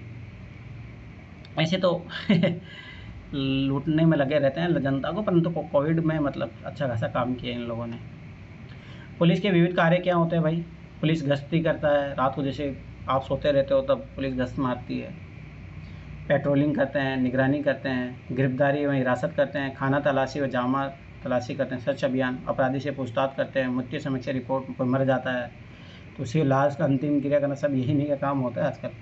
अन्वेषण अभियोजन में सहायता करना, ठीक है, अपराधियों की पहचान के लिए अंगुली छाप, फोटोग्राफ आदि लेना, ठीक है, विचलन है, बाल अपराधियों पर नियंत्रित करना, खोए हुए लापता व्यक्तियों की तलाश करना। अब इनके पास चैलेंजेस क्या है, इनकी समस्या क्या है? पहली बात राजनीतिक हस्तक्षेप है ना। एक सबसे बड़े एग्जांपल बताता हूँ, जब मैं छत्तीसगढ़ में था तो जैसे अभी मैं पढ़ा रहा हूँ ना, तो वैसे एक मनीष सर थे, हम उनके घर जाते, उनके पिताजी कलेक्टर थे, तो वो मतलब ऑफिसर कॉलोनी है पूरा, मतलब उस मतलब है रायपुर में, अगर आप जाओगे तो वहीं पे, तो उस ऑफिसर कॉलोनी में जैसे मान लो सबके घर है, वहाँ पे सांसदों के घर है, ठीक है, एमएलए उनके भी घर है। अब क्या है कि सब घर के पीछे 8-8, 10-10 पुलिस वाले, आईएएस के घर पे, आईपीएस के घर पे, सबके घर पे। अब वो काम क्या करते हैं? खाना लेने का, बच्चों को स्कूल छोड़ने का गार्डनिंग का भी काम, सब काम करवा लो उनसे, कपड़े धुलवा लो, सब कुछ करवा लो। अरे भाई रियलिटी, अब देखो ये कौन होते हैं लोग जो मतलब नेताओं के खास होते हैं, उनके रिलेटिव होते हैं, ताकि उनको जाके काम नहीं करना पड़े, वहाँ पे आराम की ज़िंदगी होती है, बस बाहर निकल अच्छे से ऑफिस होता है, सब कुछ होता है। तो यहाँ पे एक रिपोर्ट आई थी कि बिहार में है ना, मतलब मान के चलो 100 पुलिस वाले हैं, और ये सबके सब फील्ड में काम करने चाहिए, पर इनमें से कम 40 से 50% लोग तो नेताओं की सेवा में लगे हैं, जनता की सेवा में। सोचो मतलब समझो 10 लोगों के लिए पुलिस फोर्स का 0.5% लगा है, और इतनी 99% पॉपुलेशन है, उसके लिए सोचो कि आधे लोग लगे, तो कैसे होगा लॉ एंड ऑर्डर? यही बहुत बड़ी दिक्कत है। भ्रष्टाचार की समस्या है, करप्शन के मामले में तो अव्वल दर्जे के खिलाड़ी रहते हैं भाई। मतलब मेरे जीवन में मैंने देखा है कि भाई इनसे गिरे हुए इंसान कोई नहीं होते। अब जो भी है, अब देखो यार, बोलते ना कि पुलिस को लेके एक नेगेटिव छवि है, वो ऐसे नहीं बनी है। जैसे रावण को अपन बोलते भाई बुरा है, वो क्यों बुरा है भाई, उसमें अच्छाई भी थी, परंतु बुरा है तो है बस। अब उसको समाज उसी तरीके से देखेगा, चाहे उस तुम्हें कितने लाखों अच्छाई हो। तो पुलिस वालों ने एक ऐसी छवि बना ली है ना अपनी। मुझे याद है एक मेरे अंकल थे, उनके साथ मैं ऐसे जा रहा था, तो उन्होंने मतलब गाँव में भाई पुलिस वालों क्या मतलब है, तो उन्होंने गाड़ी रोक ली। अब गाड़ी रोक ली तो बोले कहाँ जा रहे हो? अब उनको पैसा लेना था, वो कैसे भी लेंगे वो। मैं बोला कि भाई यही जा रहे हैं।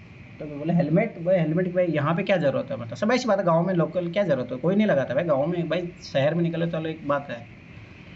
तो उन्होंने लाइसेंस मांगे, लाइसेंस भी थे, सब कुछ था। अब वो सोचे पैसे कैसे ले आखिर में, तो उन्होंने फिर पता क्या निकाला कि कोई पर्ची निकाली, देखो कोई मतलब कोई जगरात्रा हो रहा है तो उसकी हम पर्ची काट रहे हैं।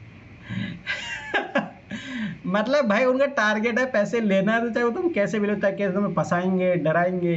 फिर उन्होंने दिए कुछ 150 रुपये, तब जाके वो माने, फिर जाने दी। मतलब समझ रहे हो, हद हो गई। मतलब उनको पैसे चाहिए, किसी भी तरीके से पैसे चाहिए, यही काम होता है। छवि की समस्या है, ब्रिटिश कालीन सोच है इनकी। भारतीय पुलिस की नकारात्मक छवि ब्रिटिश कालीन विरासत को बनाए रखने के कारण है। मतलब इनका एटीट्यूड ही वैसा बना है। पुलिस में जाते देखो ना, पुलिस वाले लोगों से मिलोगे तो उनको बातचीत करने का तरीका, सब कुछ, मतलब माइंडसेट, बहुत सारी चीज़ें वैसी है। मतलब मानव अधिकारों के साथ पुलिसिंग का कार्य, प्रभावी मनोबल का अभाव है, आश्वासन का अभाव है, फोर्स की कमी है, कर्मचारी कम है, हथियार आधुनिक नहीं है, नई तकनीक का अभाव है, वाहनों की समस्या है, संचार साधनों की कमी है, कार्यदशाओं की जुड़ी चिंता है, कामकाज की पारदर्शिता की कमी है, वीआईपी कल्चर से ऐसा ही महसूस करना, जांच नहीं कर पाते, सबूत नहीं जुटा पाते। गोपनीयता के नाम पे पुलिस के कामकाज में बड़ी अनियमितताएं पाई जाती है। भर्ती, पोस्टिंग, स्थानांतरण के मामले में केस बनाने, केस मिटाने, केस कमजोर कराने के लिए हर स्तर पर प्रयास किए जाते हैं, और ये है भ्रष्टाचार का गढ़। ये सब सारी चीज़ें होती है।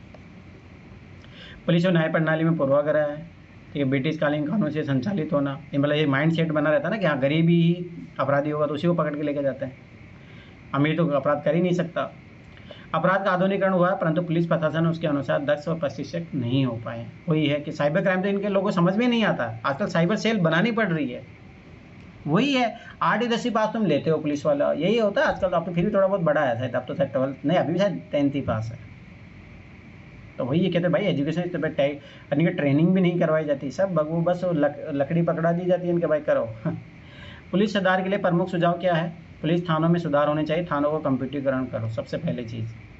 कानून व्यवस्था, और क्योंकि सबसे बड़ी चीज़ यार सीसीटीवी कैमरे इंडिया में साला एक दिक्कत नहीं है, मतलब इंडिया में सोचो कि जो ये थाने होते हैं वहाँ पे भी रेप केस होते हैं, मतलब इससे ज़्यादा और क्या होगा, मतलब महिलाएं कहीं पे भी सेफ नहीं, सोचो।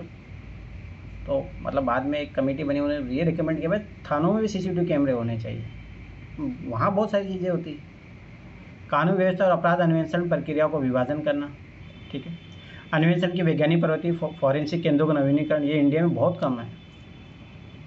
एनआईए जैसी संघीय एजेंसियों का निर्माण करना, फौजदारी कानूनों में सुधार, नए कानूनों से जोड़ा जाए, प्रशिक्षण बंदों में सुधार की आवश्यकता है, ट्रेनिंग को बढ़ावा दो, सूचना तंत्र का आधुनिकीकरण मॉडर्नाइजेशन किया जाए, विशिष्ट स्थानांतरण नीति को अपनाना आवश्यकता है। ट्रांसफर पॉलिसी ऐसे नहीं होना चाहिए, हाँ मेरा खास है तो हो गया पर बहुत चलता है, क्या ही करोगे। तबादले, नियुक्ति, सेवा काल संबंधी सुरक्षा सुनिश्चित करते हुए प्रक्रियात्मक स्वायत्ता की स्थापना करना, पुलिस उत्तरदायित्व को सुनिश्चित करना, ठीक, कितने केस आए हैं, कितने सोल्व किए हैं। पुलिस और न्याय प्रणाली में समन्वय और सहयोग होना चाहिए।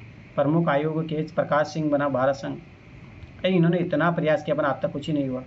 धर्मवीर यादव समिति बनी थी, जयप रेबिरो कमेटी बनी थी, पदम मन भैया समिति बनी थी, 16 Swaraj police F draft committee, किसी की नहीं मानेगी आज तक। पुलिस स्टेब्लिशमेंट बोर्ड का गठन, कार्मिक मामलों में देखरेख करेगा। राज्य सुरक्षा आयोग का गठन, जो सलाहकारी संस्था होगी। पुलिस शिकायत प्रकोष्ठ बने। पुलिस बल की संख्या बढ़ाने, उन्हें आधुनिकीकृत करने और महिला पुलिस कर्मियों को बढ़ाने की मांग की गई। पुलिस को प्रभावी हथियार और फॉरेंसिक जांच तंत्र, डीजीपी का कार्यकाल कम से कम 2 साल सुनिश्चित करके अन्य बड़े अधिकारियों का कार्यकाल बढ़ाया गया। आईपी एक्ट 1861 को 16 स्वराज समिति द्वारा ड्राफ्ट नए अधिनियम से प्रतिस्थापित करने की मांग की गई, पर वो ये होता नहीं है। अब ये नया कॉन्सेप्ट आ गया आजकल, अर्बन नक्सलिज्म, मतलब इसमें ये होता है जैसे प्रोफेसर होते हैं बहुत सारे लोग जो उनकी आइडियोलॉजी को प्रमोट करते हैं। जन्म भारतीय कम्युनिस्ट पार्टी, प्रभाव क्या है? औद्योगिक केंद्र, सरकारी विरोधी प्रदर्शन, शहरी केंद्रों को लक्षित करना, सरगर्मी फैलाना, जेलों पर हमला करना, अपने वरिष्ठ कमांडरों को खोना।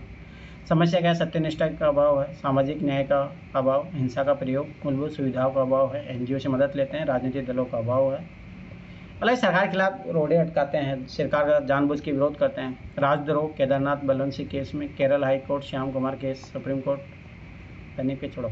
सरकारी पहले आकांक्षी जिलों का विस्तार, ये बहुत अच्छा प्रोग्राम है, पर अगर इम्प्लीमेंट कर दिया, इसमें क्या है ना कि जो सबसे पिछड़े जिले हैं उन पे काम किया जा रहा है। निगरानी में वृद्धि, समाधान रणनीति, ये तो नक्सलवाद के लिए है ही। वामपंथी उग्रवाद, मोबाइल टावर परियोजना, सिविल एक्शन प्रोग्राम, आगे का रास्ता, FARC विद्रोह प्रशासन की भूमिका, अभियान, नैतिक व्यवहार, जो भी हो, मतलब ये ऐसा तो कोई बड़ा मुद्दा नहीं है, तो इस पर क्वेश्चन बनेगा नहीं। अब जो यूपीएससी जो क्वेश्चन बनते हैं, ये चीज़ याद रखना, मोस्टली वो जो क्वेश्चन बनते हैं जो सिलेबस की जो लाइन है ना उसी को उठा के क्वेश्चन पूछता है यूपीएससी, कहीं इधर उधर से नहीं पूछता। मतलब जैसे 4 क्वेश्चन आते हैं इंडियन सिक्योरिटी, 3 क्वेश्चन तो आपके टॉपिक से ही मिलेंगे, एक आध क्वेश्चन को करंट अफेयर में चर्चा में रहता है, वो ज़्यादा मुद्दा हो गया, जैसे मॉब लिंचिंग मान के चलो ज़्यादा समस्या बन रही है, तो ऐसे कुछ क्वेश्चन आ गए, लव जिहाद वादा हो गया, तो जो इंटरनल सिक्योरिटी चैलेंज कर रही है तो मोस्टली क्वेश्चन वहीं से आता है। तो वही है, ये नोट्स पढ़ लो प्लस PYQ कर लो, आपका काम हो जाएगा, कुछ भी नहीं करना इसके अलावा। फिर मेन 365 आएगा, उससे अपडेट कर लेना, बस काम हो जाएगा, कुछ ही ज़रूरत नहीं है इसके अलावा करने की। ऑलरेडी इसमें कंप्लीट नोट्स है, सब कुछ है। और याद रखना 20 तारीख को आपका टेस्ट होगा ऐसे का फुल टेस्ट, और 31 तारीख को आपको इंडियन सोसाइटी का होगा, तो 20 तारीख तक ये पढ़ लेना। ऐसे का जो मटेरियल मैं भेज दूँगा एक बार दोबारा, मेंस वाले और टेलीग्राम वाले नोट्स में। चलो कितना बोलो, पहली बात तो कितने लोग बच्चे हैं यहाँ पे? निखिल, छोटी, सोए या जाग रहे हो तुम लोग?